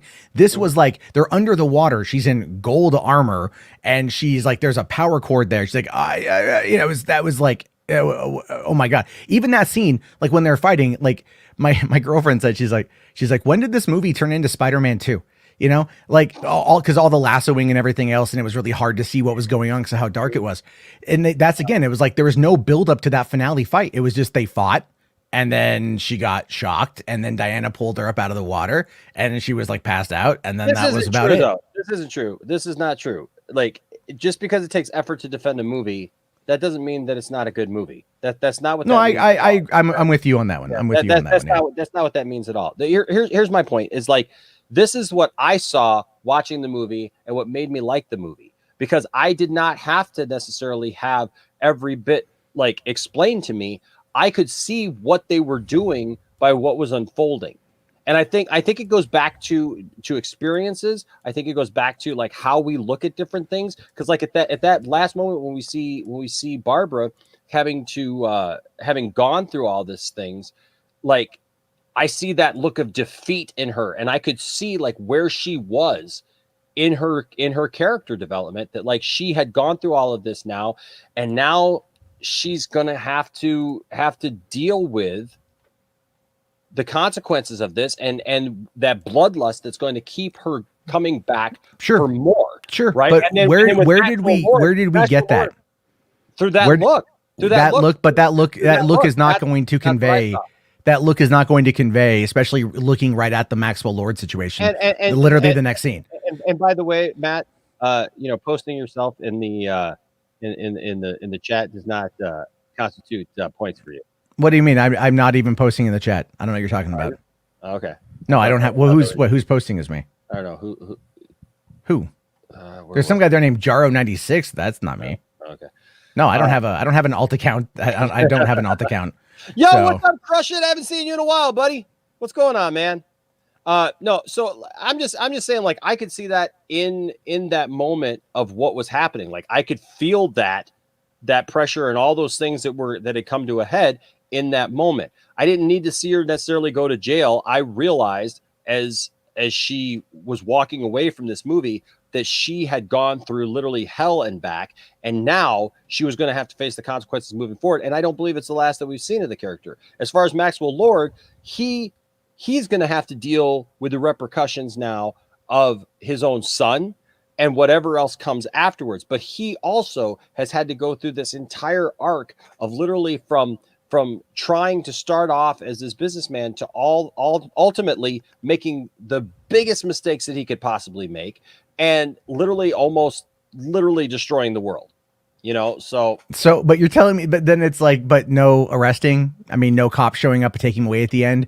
Like, that would have been something that would have given us a payoff. Whether or not you agree it would have been the right move or not, it's still something. I'm not saying he has to die. I don't even think Barbara had to die, but it was like some kind of payoff for them being the villain. You still have to follow certain structures when you're telling these stories. And that again becomes the problem. Like when we talk about the logic, especially involving the Wishing Stone and especially involving Steve Trevor, which I think we should end on this point because this is a very interesting point to make. And I know there's the consent thing and that's going to be an interesting one. But here's the deal. The whole quantum leaping situation is the most fundamental logical breakdown of anything in this movie because it made zero sense considering the fact that when we have the wall that was built, we have the nuclear missiles that were created out of thin air, elements that were created out of thin air that just magically appeared because of magic. And so when you have all of those things happen, those things didn't appear out of magic. They were launched. No, at the end of the movie, when you watch the nuclear missile fades out of existence. It doesn't. It doesn't. It didn't just appear. Yes, it did. Yes, it did. Go back and launched. It was. Oh my God! Go back and watch it a third time when they talked to the president. And the president's like, "We just got like double the amount of nukes." There's a whole sequence in Russia or something like that because they got launched. Because the nukes just magically doubled. They magically doubled. That is a literal part in the movie where they magically doubled. And then they just magically appear. We saw the wall magically appear in Egypt. We saw it magically happen. So physical manifestations of a wish can be granted. When you have, when Maxwell was going to that one intern, he's all like, what do you wish for? Oh, I already got your wish. What did you wish for? He's like, oh, I got a Porsche. And then there was a line later on about all these Porsches are on the road, right? Yep. Which I thought was an 80s bit that I thought was kind of entertaining. Sure. However, physical manifestations of Porsches. So we're seeing physical manifestations of people's wishes. Like when that one guy says, I wish you would drop dead, and the woman keels over. So that's a physical manifestation. It wasn't like she was transported into somebody else's body. But where was the explanation on that front? Seriously, seriously, I think that they established that just with the fact that when it had to do with bringing back a human, that it was different. That it wasn't just that you just make that person appear again. I thought that was very clever, that it wasn't just you just make that person just come back, that there's other things at play, because obviously he had been someplace else. You can't just that it wasn't just as simple as bringing back a body, because humans are different than physical things. I think that logic is absolutely flawed, because at no point was it explained. At no point was it explained. Everything that we saw physically manifest. I think you have to establish the rules. I think it did establish the rules when it came to human kind, that humankind was different than everything else. Yes, you could wish for a Porsche and get a Porsche. Yes, you could wish for something to be bombed and a missile could appear. But when it comes to humans, you can't just do that, because humans have to come from a place. Like even Steve talks about, I was somewhere, I don't remember where, but I felt it was good, and then all of a sudden I was here. Yeah, and the wishing stone and the wishing stone in a world, in the DC world. Okay, in the DC world, there is a heaven, there is a hell, there is a God, and there is a devil. Okay, so obviously you are bringing this person from this, whether or not you believe it in this world. In the DC world, those things exist. There is an underworld. There is all those things. So the fact that they had to bring Steve from somewhere else, you can't, it wasn't just a thing of you just replace him and just put him back up there again. And I stand firm by, like, where did the guy go? Okay, so it was not his body. I still believe that it was not his body. It was a representation of him, but it was a replacement, just like we see in the show Quantum Leap. But in the end of the movie, she meets the guy. In the end of the movie, she meets the guy. So she meets the avatar that she had sex with. So we'll talk about that. But so she meets the guy who looks like the thing. But the thing is that it wasn't his body. That's what I'm saying. It was his body, because it was. Look, and I go back to the Quantum Leap version of it. But it was his body. No, it wasn't. When she sees him for the first time at the party, when the camera pans past him, and you see that it's not Quantum Leap. Did you ever watch Quantum Leap? Yes, I've seen, like, I think all 5 seasons of Quantum Leap. Okay. Yes, I've seen Quantum Leap. I love it's a great show. Yes, it's a good show. So right here is an episode where Sam leaps into Lee Harvey Oswald. Everybody around sees Lee Harvey Oswald when they see Sam. We see Sam. We see Sam Beckett. We see Scott Bakula. This is not. Hold on. But everybody else literally sees in that shot. If somebody were to walk in that room, they would see not Sam Beckett. They would see Lee Harvey Oswald. But they established in that show, and that's where I'm talking about the logic. I'm not saying that the show's connected. I'm not saying that this is like just the end all be all, but this is what I see from what I saw in the movie, that it's a similar thing, that he is an avatar. But it is not his body, because Sam it wasn't established. It wasn't established. But it was, because it was talked about. It was talked about in the exact same way. When Steve wakes up and he says, hey, I looked in the mirror and I saw this face that was not my own. And then she says, I see through it. At first, she sees the guy. Yes, because Diana has to tell herself that. That is Diana coping. That is Diana coping psychologically. Yes. Yes, that is her believing that he is Steve. That is believing that he is Steve. She breaks through. I feel like she breaks through. And it's not. But it was her wish. It was what she wanted. It's her manifestation. Even if not, I don't feel that was a physical representation of the guy who was there before, because that guy had to go somewhere. Okay. Yeah, but they didn't tell us where he went. They gave us no. They didn't. They didn't tell us anything. But here's the thing: not everything has to be explained to me. I'm telling you what I feel is a logical representation of what happened, based on something else that I love, because I see the similarities there in the fact that when Sam would go back, he did not leap into somebody's body. It was his body, but he had an aura or a avatar that looked like whoever it was he leaped into. But this is not Quantum Leap. I know it's not Quantum Leap, but I'm telling you when I see similarities, that's what I see. Sure, that could be. And I'm just telling you, I don't believe there's nothing there that tells me that she raped him. There's nothing there that tells me that he was physically there and that she took advantage of somebody's body that didn't have the ability to. Okay. Because I don't believe in it. You don't want to believe it, is what it boils down to. You don't want to believe it. I don't believe that Patty would write a scenario. Patty probably didn't write that bit. That was probably Jeff Johns not thinking about it. Oh, come on. But you don't want, at this point, you've established you don't want to believe it. When we literally see. You've said the exact same kind of stuff about me. About this. When you see moments before they brown chicken, brown cow, he's looking in the mirror and he doesn't see him. Now she goes, I see you. But the audience knows that that's not him in the body. The audience knows that that's not actually Steve Trevor. The audience is seeing that, but we're seeing it through her perspective, her point of view. Her point of view is that she sees Steve. So she is manifesting that in her mind in order to believe it. But it is Steve. It is the essence of Steve. Sure, yeah. But in reality, it's not that guy. It's not because a copy he says of Steve. It's actually Steve. But in that scene, he goes, I woke up here. I woke up on a futon. Talks about a futon. And he goes, I spent the morning cleaning this guy's apartment. No question as to who he is. No question as to what he does. No question as to if he has a family, if he's going to be missed. No question as to any kind of missing individual when they're gone for multiple days or really one day to head overseas. Everybody talking about this. Everybody talking about this in the chat and everything. You're not getting any of this. Obviously, you don't get where I'm coming from when I say that it wasn't him. It's not his body. It's Steve. Steve is there. Steve is completely there. It is Steve that has come back, but yet his body is in an aura of this other guy.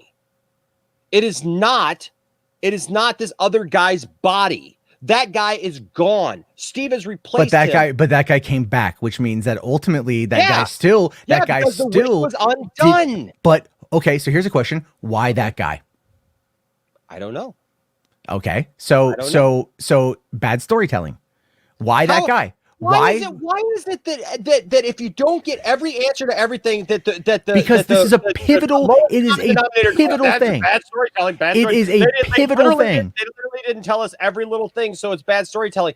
Why does that even matter? Because we got to get into something like this guy back in 1975 did this or that. He went to a seance, and all of a sudden he became like. I don't need all that. You don't need it. But in many cases, in many instances, who needs that stuff? Look, if you all need that, that's clearly the rest of us do, who are asking for explanatory storytelling. Because people don't freaking just go to a movie anymore. They want to be you still have to explain point A to point B. You still have to explain that. You're not doing point A to point B because they never showed us point A. They never even told us point A. You got point A, B, C, D, F. You're like everything is in a mess and is like up in the air and is like totally jerked off. And it's like you don't get where anything is, and everything is a confusion to you. And I don't understand how one person could be so confused, how a chat with people can be so confused. They are siding with me on this one, so that should tell you that maybe you're on the wrong path here. Maybe that's you, that's the Charlie. That's what I'm saying. I don't understand how a freaking group of people even could be so confused and so like alerted and so worried about something like this when it really makes it doesn't matter. You're like wanting to know. Well, no, it does matter. It absolutely matters. Why that guy? Because he shows up in the end. He shows up in the end. So they established that he was a person with a soul and a personality, and that's what they established. So what they took from him, but it's not what the movie's about, but it's parts of the film. It's parts of the film that are left unexplained. Like so many other things are left unexplained. I don't understand why you feel so unfulfilled by not knowing that guy's backstory. I don't need to know his backstory. I don't need to know every little thing about this guy's life. I don't need to know anything outside of like maybe just to know everything about. You want this guy to have his own solo movie in the Zack Snyder verse and to know every little thing about him and for him to become like a pivotal part in Zack Snyder's Justice League. Who knows? This guy's Green Lantern now. I don't care. Like I really don't give a crap. The guy is listed in the credits. He's listed. The movie is literally about Wonder Woman, and we're sitting here arguing about who this guy is. Because we're talking about the autonomy of the character's body. He's listed only in the credits as handsome guy, by the way. Yes, I know. So he is meant to be ultimately a throwaway avatar for Steve's return. Thank you. That's what I just said. But is it right? You're telling me that this guy's a pivotal guy to everything. I need to know that it's you are absolutely deflecting at this point. You are absolutely deflecting. I'm not deflecting. I'm asking the question. Why do I need to know that? Why do I need to even care about it? Because it literally did not affect my movie going experience at all because I was not there to see handsome guy. I don't care about handsome guy. Because handsome guy is handsome guy is going to be the one on security camera stealing a jet. Handsome guy is going to be the one breaking into the White House and beating the shit as Secret Service guys. Handsome guy is who everybody else saw. He's who everybody else saw, which means that his face, his likeness, potentially his fingerprints, his DNA, his information is all going to be put together in a dossier that could be used to ruin this guy's life. So if they're going to go through the possibilities of using this avatar in a very dumb way to explain Steve's return, like I said, physical manifestation, they could have just pulled the Terminator. They could have just pulled the Terminator, right? Where it's like he shows up and he's naked. Like, I don't know where the hell I was. I came back and I'm naked. I stole these clothes and here I am. I looked you up in the phone book. There we go. Move on to the next plot point. But it's something that is not going to leave a loose dangling thread that literally ends the movie with a loose dangling thread. And then you pull on that thread and like, it's everything else in this movie. If you start pulling on it enough, you start to lose the grand picture because you realize that it's poorly constructed, that it's just a home made of paper sticks and like glue and no bricks. It's a freaking fun movie, right? It's a freaking movie. And what did I say at the beginning of this? What did I say? You can't say it's a movie logic. You can't say it's a movie. You literally just said it's a movie. You literally just said it's a movie. I said it's a freaking fun movie. It's just sorry, fun. I meant I left out fun. But I'm saying it does. You're trying to literally pick a movie apart on every little thing that you don't like or you didn't understand about the movie, instead of just sometimes it just doesn't matter. Now look, it matters. It matters in storytelling. The thing that you said about this guy's face being the one on the security cameras or whatever, that is the first thing that I've heard you say that I'll actually give you, that I'll say, you know what, you're right, because that guy is responsible then for all those things. And I don't know how that is either brought back because of what happens at the end, or if it moves forward. I don't know. Okay. And there you go. So much I don't know, but if I'm asking questions, I'm the bad guy in this scenario because I've been asking questions the entire time. I just gave you that point. Because mark it down, Jay. Mark it down. Makes sense. That point makes sense. But what I'm saying is as a whole, this movie is not filled with just that. Okay. This movie has so many other things. This movie has heart. This movie has character. This movie takes places. I felt emotional about these characters. I felt connected to these characters. That's what I expect to go see a movie. Sure. Look, what I see is there's a lot of people who literally, they don't want to really like this movie. And so, yes, they're going to jump on the bandwagon of, look, Matt said a point about this. I heard another YouTuber say a point about this. Yeah, okay, that's right. Yeah, this is wrong. This is wrong. And all of a sudden, the movies, people start calling the movie trash, garbage. It's the worst movie ever. Look, is this Batman v Superman? Is this Man of Steel? No, it's nowhere close. Is it lower on the totem pole of DC movies? Yes, I will give you that. It's not a masterpiece. I never said it was. I said from the beginning, this movie does have problems. This movie is filled with some inconsistencies, but that doesn't make it a bad movie. And I never said it was a bad movie. I said it was frustrating. I said it was frustrating. You literally, where's the tweet? Where's the tweet? Which one? You said today it was a bad movie.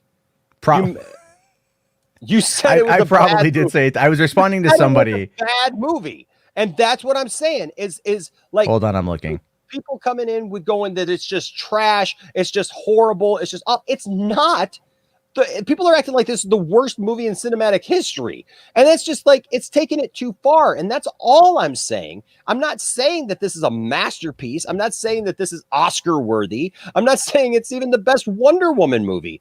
All I'm saying is guys, why are we literally spending all of our time trying to pick apart everything about the Wonder Woman 84 movie when it's just one piece and an overall DC film, collection, and you got to take each movie for what it is, and it's subjective because some people are going to see this movie and they're going to be able to be just fine with it. I know Anna in the chat, like I know where Anna stands because like we've talked. Here's the thing. Anna loves this movie. Right? I loved this movie. I had fun with this movie. This movie touched me, man. Like as a dad, I saw the connections there. And you know what? I get it if you're disappointed with it. I mean, like I understand if you had these high expectations or whatever for this movie, but maybe we need to stop putting so many expectations on a movie that is that way, because one step too far, this movie is not that. This movie is not effing horrendous. It's not that. that is like such, and that's what I was saying to you, Matt, earlier today. Like when like you said something, when you posted the meme about like everything else, and like in regards to this movie, like it's not that horrible. I literally see people acting like it's the end of the world, and I've gotten DMs from people and are just like that this movie is just like the end of the world, that this movie is just horrible, that Patty Jenkins should never do another movie again, like this is over and all this stuff. And it's like, guys, look, take it for what it is. It's Jeff Johns' last ditch effort to try to put a couple of things in there, to try to slide some stuff in and get some stuff in on Zach and his vision for this thing. We know we're going to see the Snyder cut. We know we're going to see Wonder Woman in all her glory. And then hopefully this next Wonder Woman movie, this Wonder Woman 3 movie, brings about some closure to this Wonder Woman trilogy that they're talking about, that kind of ends her story.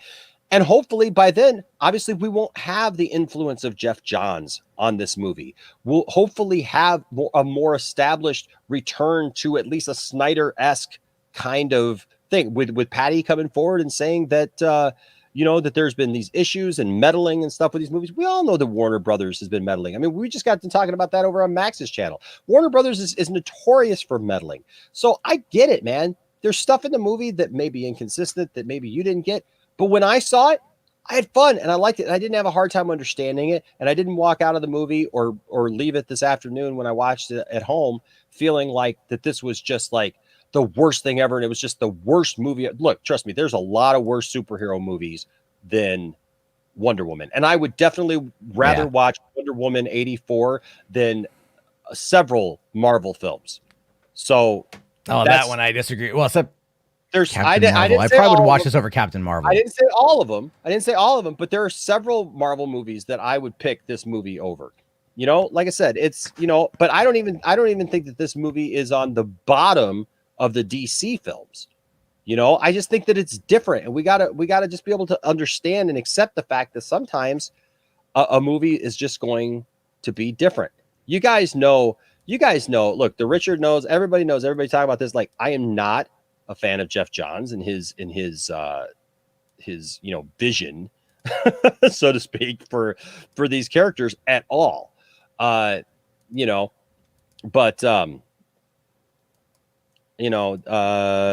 see, here's the problem. There's this consistency because everybody's got a different point. There's some people like, oh, it's Jeff Johns, and then we got Christiana here says Jeff Johns is not the problem.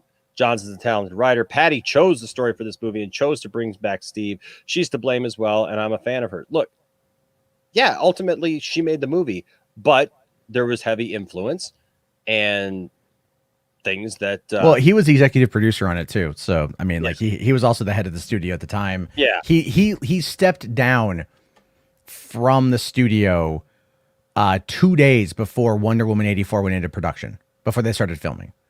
So he was involved heavily through the development and pre-production phase. And so there's a lot that does fall on him, and there's a lot that falls on Patty. But that doesn't change the fact that when we're talking about this, Enosh, and I get your point of view, but we're arguing this from two different perspectives. I'm arguing this from a general audience perspective, and you're arguing this from a feelings perspective because of your personal experiences. Yeah. So we are going to run to an impasse at that particular point. Sure. The thing with this movie is, like, I didn't hate the movie. Okay. Like I said that I thought it was mediocre. I looked through my tweets. I saw that I said it was mediocre. Okay. Because I do think that it is mediocre. And the thing is, it could be saved by an edit, by a better edit, by a simpler edit. It might very well be. Look at Batman. Look at Batman v Superman. Batman v Superman was chopped up at the end. The Ultimate Edition is obviously better. Yeah, it is. And if they were to go like the Patty Jenkins cut of this one or something along those lines, I would gladly check it out and hope that it would be better to establish more things. When you have a movie like this that is effectively rebooting Wonder Woman, because that's what this movie was. This isn't a sequel. It's a sequel, but it's not even a direct sequel. It's like Sil and I were talking about it earlier today, and he views it as an Elseworld story. Because this is now, that was what Johns wanted to do, was to go after the Marvel dollar in the Marvel aesthetic, which is why the film was bright and more colorful and it didn't have good music. And so, you know, a lot of those elements of it, that's what he wanted to do. And that's where they chose to go. And this one completely ignored almost everything out of the first movie. And it was trying to de-establish itself from BVS and Justice League. Well, I agree. And so that ultimately, but now knowing what we know, that the Snyderverse is coming back. Yes. This just feels and plays out like a movie that is quite literally 2 years too late. Probably, and I will give you that, Matt. I will absolutely give you that, and I want everybody to understand. Like, I'm not saying again that this movie is great, but I also think on the flip side of that, right? Like, just because those points may be true or maybe more accurate. Like, I look at a comment like this that says this movie makes Captain Marvel look like a masterpiece. Let's not go that far. See, that's the kind of thing that this kind of thing breeds. It's like literally people are like, Spirit is actually is true. Sometimes a movie is just not good. That's fine. When people don't enjoy a movie or they don't like it or they don't get it, that's fine. It's this like escalation to all of a sudden, like, it starts off as a couple of people saying, hey, I didn't like this part, or like, what about this part, to all of a sudden within a day, it's like people are acting like this movie is the destruction of Wonder Woman. You know, no, I don't think this is the destruction of Wonder Woman. I'm just saying, I'm not saying you, but I'm saying I get that. Having fun, right? Like, we're having fun. Yeah, we're having fun. You know, we set up this thing, and I really like this, and I think we should probably do this again. Yeah, this is a lot of fun. Yeah, but the thing is like, the problem is people feed into this, and then all of a sudden it becomes this thing of it's the worst thing ever, and then it's like nobody can even just say I kind of liked it. You know what I mean? And then there's people I think there's people who are afraid then to actually come forward and say that they like it because they're afraid that people are going to pounce. You know, because like, honestly, I said I liked it. All of a sudden I started getting DMs. I started getting people just pouncing on me. Like, you know what I mean? Like, I was messing with you. I was messing with you this afternoon because, you know, I saw that yesterday or whatever. But, you know, but the thing is like, people just pounce. It's kind of like the Last Jedi thing. Like, I say I like the Last Jedi. People who come to the channel, they know I like the Last Jedi, so I don't get it from people here anymore. But it's like, if somebody comes to the channel for the first time and they hear I like the Last Jedi, like, I'll get a DM like I'll either during the stream or right after the stream telling me it's trash, my opinion's trash, everything's trash, and it's like, dude, back off, man. It's sometimes people just like a movie to get away, and I felt it was a fun Wonder Woman movie. I had a good time, you know. In 2015, I made a video about how much I like Adam Sandler. I lost 300 subscribers in a day. Right? Because I said I like Adam Sandler, and I still like Adam Sandler, and I don't care. I've openly I've openly been like, look, I don't like The Last Jedi. I like Rise of Skywalker well enough. I love The Mandalorian. I love Force Awakens. I would love to see the sequel trilogy kind of revamped and reworked and maybe kind of edged out a little bit, you know, but that's not going to happen. That's a personal thing. But I'm still going to see what they come up with. And it's like, again, Wonder Woman 3, I'll check it out too. But like I said in my video about that, that's more about HBO Max. The Wonder Woman 3 announcement is more, it's a publicity stunt for HBO Max. The movie's going to come, but she's doing Cleopatra and doing Rogue Squadron. So we're not going to get that movie until 2024, 2025 at the very earliest. You know, like, we're just not going to get it anytime soon. Unless they do something that is going to be for HBO Max, which is where I feel it's going, because the amount of money that could be earned off of that could be pretty high. You know, I just wish that the movie had, like, because I was, even like my girlfriend like was just kind of iffy on it, and we just kind of watched it and hung out. You're the only person I've talked to outside, I think, Sil, that's like really just been like diehard gung ho for it. And I get that. I understand that, like, I understand what you're saying about the movie. It's like all it needed was a couple little tweaks just to kind of like better establish the rules of the world. And I think that would have been better. I do think the invisible jet thing was kind of corny, but I didn't hate it. I just was like, okay, it's kind of like, I made a crack about it being like Wingardium Leviosa or Harry Potter type stuff. Because we never saw that in the first movie. So it almost comes across like, you know, I'm waiting for somebody to call Gal Gadot like the Mary Sue, you know, of this movie, because she just knows things. And then, but not only that, but when you talk about the editing of the movie, the biggest, most egregious thing, in my opinion, was right after Steve, she rescinds her wish and Steve goes away. And she flings off, right? And I like that scene. I'll tell you, real quick.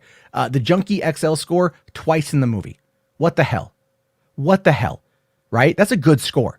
That is an established score for the film for her character, and they played it twice in the movie, very briefly. He got screwed, but Hans Zimmer was great. I mean, the music was good, and we never really got we got it, but it wasn't like that original.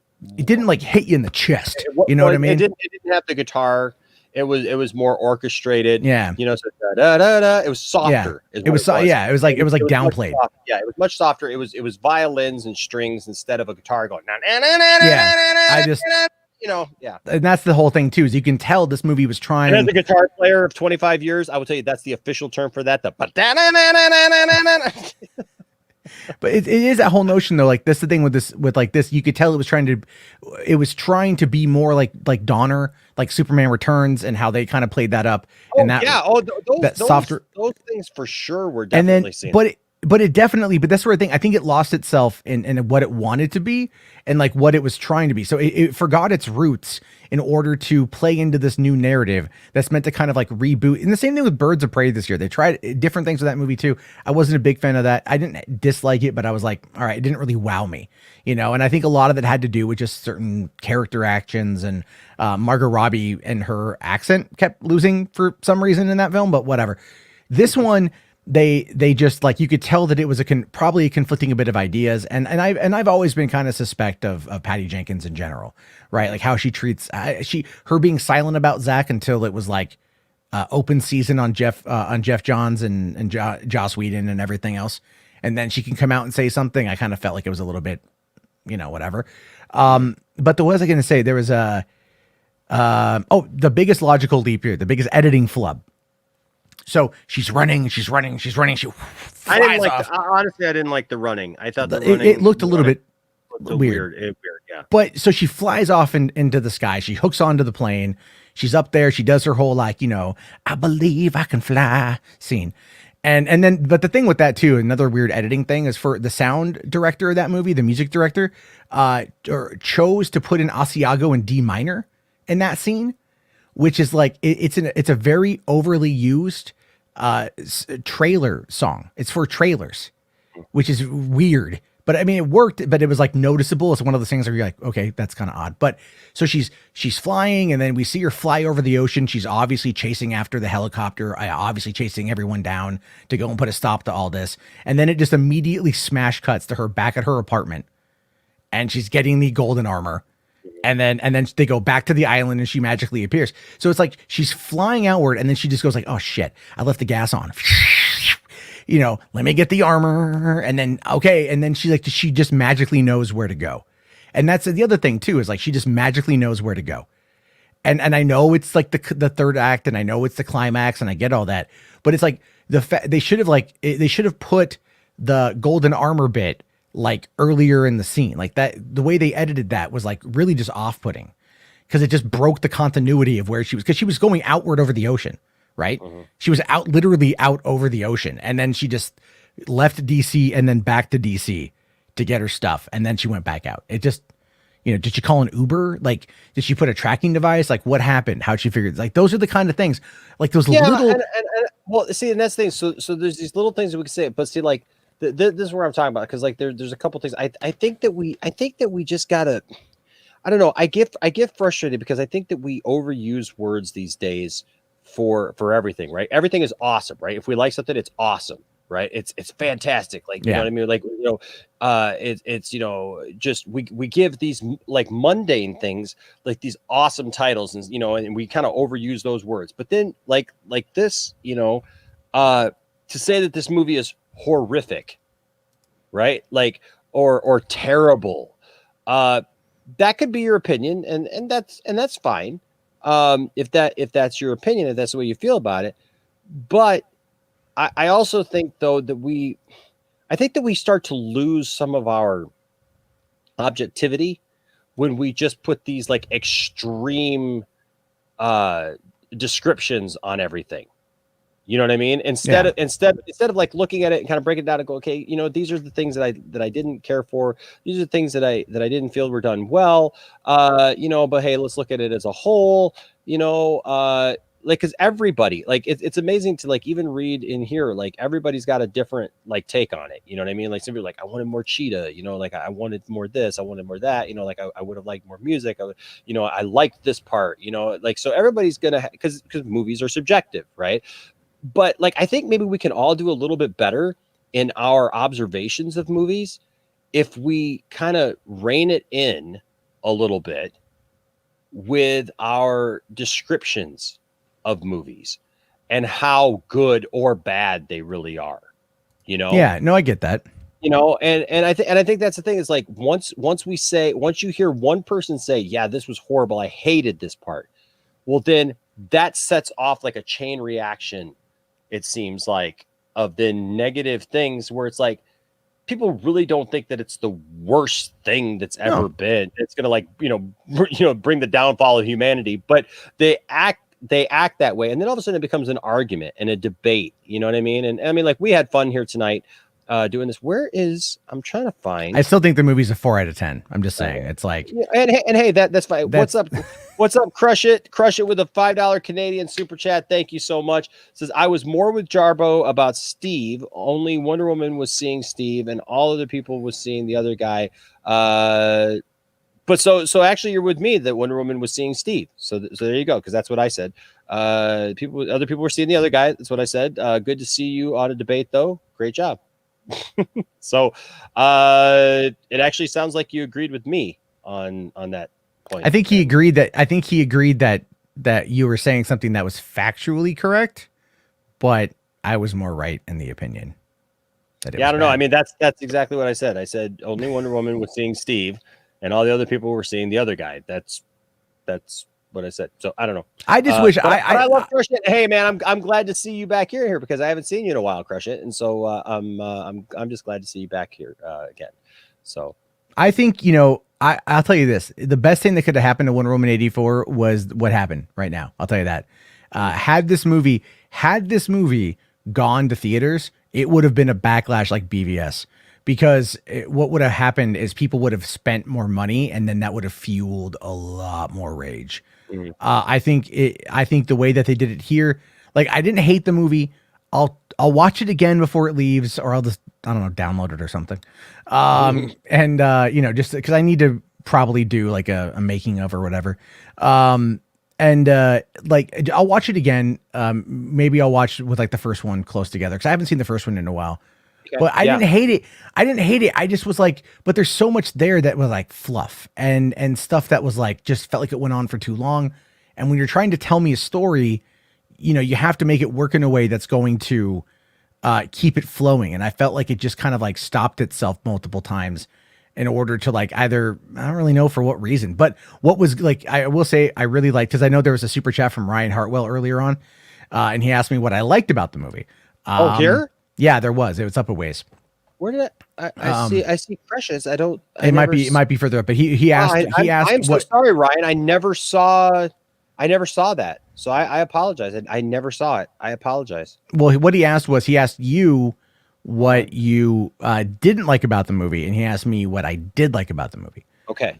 So what I did like about the movie is I thought that the White House scene was cool. I really, really liked that. I liked, because for one, I'm a big Chris Pine fan, so I thought Chris Pine doing the fisticuffs was great, because I think he brings that machismo into it. Like, sure. And I think that's another reason why I might have been as pissed off as I was about how they brought him back, was because like I knew they were going to get rid of him, because I read there was like a spoiler, like Syl had posted a spoiler, like of her crying, and I'm like, oh, it's probably right when, you know, like Steve goes away. So then I was just waiting for that scene in my mind. Sure. I mean, it happens. It's not personal, you know? And so, but like, I would have loved like Steve to have survived this. That's why I'm like, if you're going to bring him back, like just bring him back, and like, but just sure. own it. And I wish they would have brought Steve back like, permanently. Yeah, maybe they'll do that. Maybe they'll do that after Flashpoint. Maybe that will be what Flashpoint does if Flashpoint comes out before then. Because, you know, remember there was that rumor like 2 years ago that Wonder Woman 84 was actually going to end up being like somewhat of a Flashpoint. Yep. And I had this like, I kind of pitched this idea in a video where I was like, what if after the events of Justice League, like Diana and you know, Barry are talking, and she's telling him the story of Steve, and she's conveying like her love and her emotion for him. And he then takes it upon himself to go back in the Speed Force and pull him from dying right before the plane explodes somehow, right? And then from there, they're traveling back through the Speed Force. But because he's in the Speed Force, he catches the eye of like Zoom or one of those bad guys, and they knock him out of the Speed Force. And then he's stuck in 1984. So then they catch up. So it's actually Steve Trevor in 1984 with Diana, and then they're together. Like I like that. That would have been a good plot, because they were asking what I would have done with the villains, but this is what I would have done with the heroes. And then that would have given us a Flash and Wonder Woman situation, because she wouldn't have known about that at the time. I like the egg sandwich in Bird of Prey. That bugged the hell out of me. I agree with love geeks the egg there. sandwich. I love the egg sandwich. It made me want an egg sandwich. It was the best looking egg sandwich I think I'd ever seen, man. I tell you what, I do like a good egg sandwich. Yeah, that was a great looking egg sandwich. And I could see Harley making a big deal about an egg sandwich. It's but really, I think like if they would have done something that would have established, like, look, for this final movie, they got to bring him back again, but they got to bring him back actual. They've got to do something with Flashpoint that brings Steve Trevor back, and it's actually Steve Trevor, and they get their happy ending, and he's there. They need to do it, because it's like the Wonder Woman, Steve Trevor, they go together, you know? So it's like they have to do it. And it's like, I know audiences will be pissed off. Well, they already brought him back. Like, F that. Bring him back again. Exactly. Bring him back again. Keep him alive.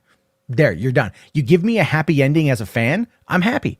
You give me a good romance, I'm happy. Yeah. You know, I like that kind of stuff. Like, I like rom-coms, you know what I mean? Like, I go see them in theaters. Yeah. So it's like, I like that kind of stuff. So you do that. If you know, this is the thing I have with this movie, is like when they said that this is like a trilogy, I was like, this isn't a trilogy though. Like, nothing about this was a trilogy. Nothing about this is like is like the centerpiece of a trilogy. It's just, you're doing 3 movies and you're calling it a trilogy, but it's really, it's like, well, in all fairness though, if we see the last movie of this, I mean, I think honestly, Matt, this follows the classic tropes of Wonder Woman, like, because like even in like the old TV series, like I said, you had Wonder Woman in the past, you had Wonder Woman in this era, right around this time of the late 70s, early 80s, and you know, you had that, and now I feel like we've also seen like where Wonder Woman ends up, and like why she's confident and who she is, like in Batman v Superman, for example. Also, I thought this was really cool because I said too, like talking about like maybe something that I didn't like, right? So I did not like the running. I thought the running looked weird. I also didn't like the part in the mall scene. I think I said it earlier, where it was like everybody sees her. She's saving people left and right, but she's doing it in real time. And you can't tell me that like people don't see her, because she's literally there swinging, you know, and she's bright colors. Like, people are going to see that. And people are going to take notice. Middle of the day in the mall. That's what I'm saying. Middle of the day outside, man, saving a bride falling off a bridge. You know what I mean? Like, people are going to see that and take notice of it. And so I didn't buy that so much. But then the running too seemed weird, when it's like we've seen her jump. We've seen her leap into action. And one of the things that I know that Wonder Woman can fly. It always, I don't know what it is about Wonder Woman flying in general that always kind of throws me off a little bit when I first see it. I always come around to it and I go, oh yeah, that's right, she could fly. But it always looks weird to me when Wonder Woman flies. It doesn't ever look like so like gliding with style is, you know, I don't know. It's like she doesn't have a cape. She doesn't, you know what I mean? Like, it doesn't look right for some reason. You know what I mean? No, because she's out there going like this, you know, and you're just I know Green Lantern, you know, doesn't have a cape, and there's other superheroes. Yeah, but he's got the ring. He's got something that exemplifies, like, it's like something like a confident kind of thing. Like, every time, even in cartoons and stuff, when Wonder Woman flies, it always looks a lot to me. But like in this, I thought that they did a good job. I liked her first flight. I like how she got there, but it always puts me off just a little bit, because it just kind of makes me feel like, oh yeah. Right. You know, yeah. But the running looked a little strange, I felt, in the thing as a whole. But you know, and there were just little things, you know, that you know, seemed to kind of. What'd you think of the Mayan guy's haircut? I thought that was really bad. Yeah, that was weird. It looked like a kind of like a wig. And then like it also looked like the other, like there's been some accusations about like racism and whatnot. Like all the men are rapists in the movie, like the guy who was going after Barbara, and then like, you know, other guys at the party. And like, I don't buy that. Yeah. You know, I did notice that there was a lot of people of color in the movie, and I thought that was actually really interesting, like from a good way. You know, I'm like, oh, good. Like we're seeing like a very multicultural, diverse, cast. Did you hear the criticism though about the kids in Egypt, like the comparison on what that scene could potentially be? No. So that I thought that was kind of lame, just because like you could see that the bodies were dummies. Like you could see that it wasn't like when she lands and she rolls, you can totally see that it's just dummies. But it's like whatever. But there is something I'd heard where a while back was like these kids that were like playing ball or something that were killed by an Israeli rocket. They're Palestinian kids that were killed by an Israeli rocket. And Gal actually came out and she was very critical of that, criticizing the Israeli government. And that, so someone had suggested that this scene was like her rectifying that by rescuing these kids that were playing in the middle of the road from being killed. And that was like her way of kind of like paying homage to that, which is interesting. But then I've seen a lot of like anti-Semitism pop up as a result of that, because of her being an Israeli and her being Jewish. And that's like, oh my God, you guys, like, come on, like that is just some of the arguments made here. Like when I more or less joked about the rapey thing, just because I felt that it was like, I would have preferred him to be in his real body and like, then whatever. Because it was like, but then I'm like, people are going like hardcore and like the misogyny going hardcore and like the racism and the anti-Semitism. And I'm like, okay, you guys, like, let's pump the brakes here.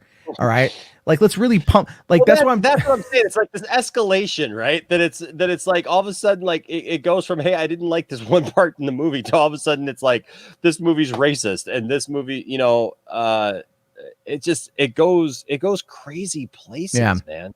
Well, I mean, look at Star Wars. Look at the fandom menace on Star Wars and all the stuff that they do.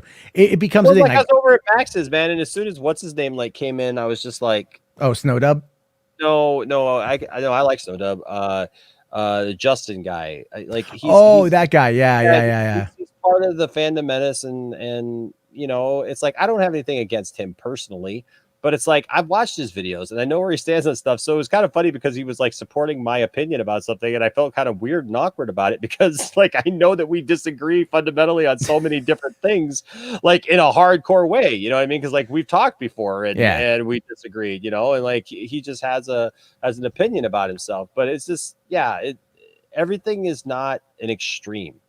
No, I was like, and I said in my I guess review rant or whatever, I said that this movie just frustrated me, and I wanted to establish that it frustrated me. And I the reason why is because I didn't want people to think that I'm outright bashing the movie, like, because I want to like the movie, me, I like to like everything. Yeah. So I was like really frustrated. So it takes a lot to push me to the point of where I'm like frustrated at a film. And this movie just did it for me in a multitude of ways. Maybe you'll get better on another viewing. I'm just not in a rush to do it. Like I've already watched Soul like 3 times. Have you only seen the movie once? Yeah. So you've only seen Wonder Woman once. Okay. Yeah, I just had, because I got the kids, and so it's like it's not something that they're going to be interested in. So, but like we've already watched Pixar Soul like 3 times. So, and that have you seen that one yet? Did you watch Soul? I have not seen Soul yet. No. Super good. Is it really? Super good. It has a lot to do with like spirituality, like, and of course, like trying to live your life and whatever. And there's some interesting, like more adult themed, like spiritual guidance, like plot points in the film, which I thought were interesting. Cause my girlfriend's kind of into some of that stuff. So like I picked up on some of the threads that they were laying down. Sure. And so I kind of got it, I think maybe on like on a deeper meaning based on what I've heard. But I thought I was going to hate Soul. I didn't care for the trailer, and nothing about it seemed interesting. Yeah. Nothing I've seen so far, like makes me like feel but it's about a musician, and it's about a musician who's chasing the dream. Okay. And when he finally gets it, that's when a bad thing happens. And then he's trying to get back to that dream. He's chasing that once again. Richard says, please, no spoilers for Pixar Soul. Well, I mean, no, but if you see the trailer, you know what I'm talking about. Okay, yeah. That's there. That's the thing. Okay, that's all I'll say. I'm sorry. But I will say this, though. Trent Reznor and Atticus Ross did the score. Oh. And a Pixar movie. The guy from 9 Inch Nails did the score for a Pixar, and it's good. Does he say, I want to F you like an animal? And no, he should. He totally should. But no, it was good. I really really liked it. It's just this deeper. It's like Wall-E touching upon the deeper meanings of consumerism and Yeah, everything else that yeah, it yeah. did. This is like classic Pixar touching on those issues. Huh. And it's about like living your life, but like going after what you want, not getting bogged down and not allowing yourself to just waste away. So there's a lot of conversation about that. And it's really interesting in the aesthetic and the animation and the story beats. I didn't, it's Pixar in top form in my, it's not Yeah. like sequel Pixar, you Yeah. know, like Yeah, as yeah, much as yeah. I love Toy Story 4, you know, it's not the best Yeah, one. sure. It's like, this is up there. Like I'm bummed I couldn't see this in theaters. Like that's, Hmm. you know, like I'm hoping that they eventually put it out. I'd like to see it. So I have a question for you. Since we're kind of winding down. So obviously at the end of this movie, Yeah. we get this cameo from Linda Carter, Yeah. which I really loved personally. I thought it was great, and I honestly would love to see those two team up in the sequel. Well, that's clearly what they're establishing. So, I thought it was hokey. Okay. But like I didn't hate it, you know what I mean? Like I knew that it was Linda Carter because it was that part was spoiled for me online beforehand. Okay. And I'm like, okay. And as soon as I saw her walking and she's wearing the same dress, I was like, oh, okay. You know, and then like the thing falls. And again, going back to the concept of, oh, it's all about body weight. It's all about just like being able to use your weight to get, you know, and I thought that was kind of cool. Is this a callback? And then she's like, I've been doing this for a long time. Wink. And I'm like, oh, that was like, Yeah, but I like that because I mean it's Linda Carter, and honestly, I mean Linda Carter looks awesome. no, First of I all. mean, yeah, no, it's I should say it's like when they showed the bit early on, and like I forget the name of the character that she was playing, like Oh my gosh, like it's her name in asymmetrica or something like that. No, Uh, oh my gosh. Oh God, why am I like I know this, but like I don't know why I'm not. I don't yeah. know why I'm drawing a blank right now. Uh So somebody in the chat will. oh. Whisper. No, my camera's got a heat sensor on for 2 hours, so it's shut down. Yeah, I don't want to overheat it. It's like an $800 camera, so that's all right. It's all right. But it's one of those things where it's like I liked it. Hysteria. Hysteria. Like when they showed Thank that you, bit early on, like with like telling that story, I'm like, oh, that's totally Linda Carter. Like Yeah. you Oh could yeah. tell it's her. You could tell it's her eyes. And so I'm like, at some point, she's gonna end up showing back up. So it's like, okay, cool. She's clearly left the mascara, so she can like, you know, they're gonna do something for the next movie. But here's the thing: she's 69 years old, man. Yeah. Like, what are they gonna do with her? Like, if Patty is working on Cleopatra and Rogue Squadron, you know, like they're not even gonna be filming this until she's like 74. Yeah, but dude, have you seen her move around? Like she actually gets around really, really well. Like she's not like an old, like decrepit 69. I mean, 69 is like really like there's a lot of people who, you know, are in their 60s, you know, early 70s who like are just fine and they get around. She doesn't look like she's that old and she doesn't act like she's that old and she doesn't really get around like she's that old. So it's not I don't think that it's that kind of situation. I really think that I think she'll do just fine. I mean, look, if Harrison Ford can be out there doing Indiana Jones movies at his age, I feel like they can figure something out for Linda Carter. And I think that I don't even think that Linda Carter shows her age as much as Harrison Ford did when he was 69. Well, because he So was 68 when they did no, he was like 66, I think, when they did Kingdom of the Crystal Skull. Yeah. So, I mean, like, I want to see what they're going to do with it. Clearly, I would like them to spend more time dealing with like the Greek side of things with Wonder Woman. Sure. I think that would be like a much more, you know, like they got to bring her story full circle and bring her home. Yeah. In her story, because that's where Wonder Woman's story goes, you know, and like she comes back when she's needed, you know. So yeah, and I'm totally cool with that. Like, I'm not like, as much as I was critical of this film, it's not that I did it to be mean. I did it to like go, I think you guys can do better. And it's like, I'm concerned, you know, like what they're going to do with the future, especially because I'm also a little bit on the defensive about Zach sort of thing. Okay. So like, I kind of like, I think I might have in my own mind maybe established like Patty as a bit of a villain. Because she was backing Jeff Johns, and she even said about Wonder Woman 3 that it's a story she hammered out with Jeff Johns. She said that on a podcast the other day. So it's like, you know, and then so it's like, okay, so is he really out of the picture? in regards to this? Like, how are they gonna, are they gonna tie it back into post Justice League, to Sure. post Snyder Cut? Like, what are they gonna do? And so it's one of those things where we're gonna have to wait and see. But I'm hoping that they nail it out of the park. I don't think Gal is done by any means playing the role. Oh yeah, no. So, and as for DC talk, I'm not excited for Tom and Jerry. So honestly, I was not. I was not at all. I had no desire to even see Tom and Jerry. To be quite honest with you, I was like, nope, it ain't gonna be a thing for me. I'll pass. No, thank you.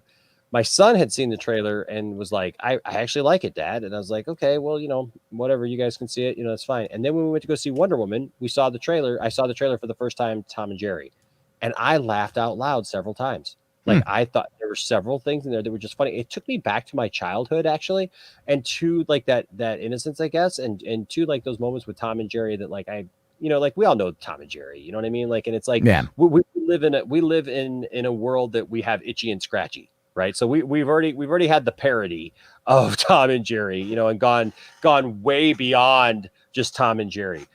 But there was something about seeing those guys like again, and seeing just some of the old gags, even like Jerry's running to his house and he pulls his mouse hole all the way to the side. You know what I mean? That it's like it doesn't make any sense. And it was a little weird to see like the cartoon versions of them in a live action. Yeah, I think that's my biggest complaint with it is like I felt like I don't like, they don't always need to do cartoon in live action. Yeah. Like Scooby Doo did it great because Scooby and Scrappy were CG, and it was like, but it was established as being part of the world, and that was minimal. It was like it was there, but it was minimal, and the script was really good, and it was a lot of fun.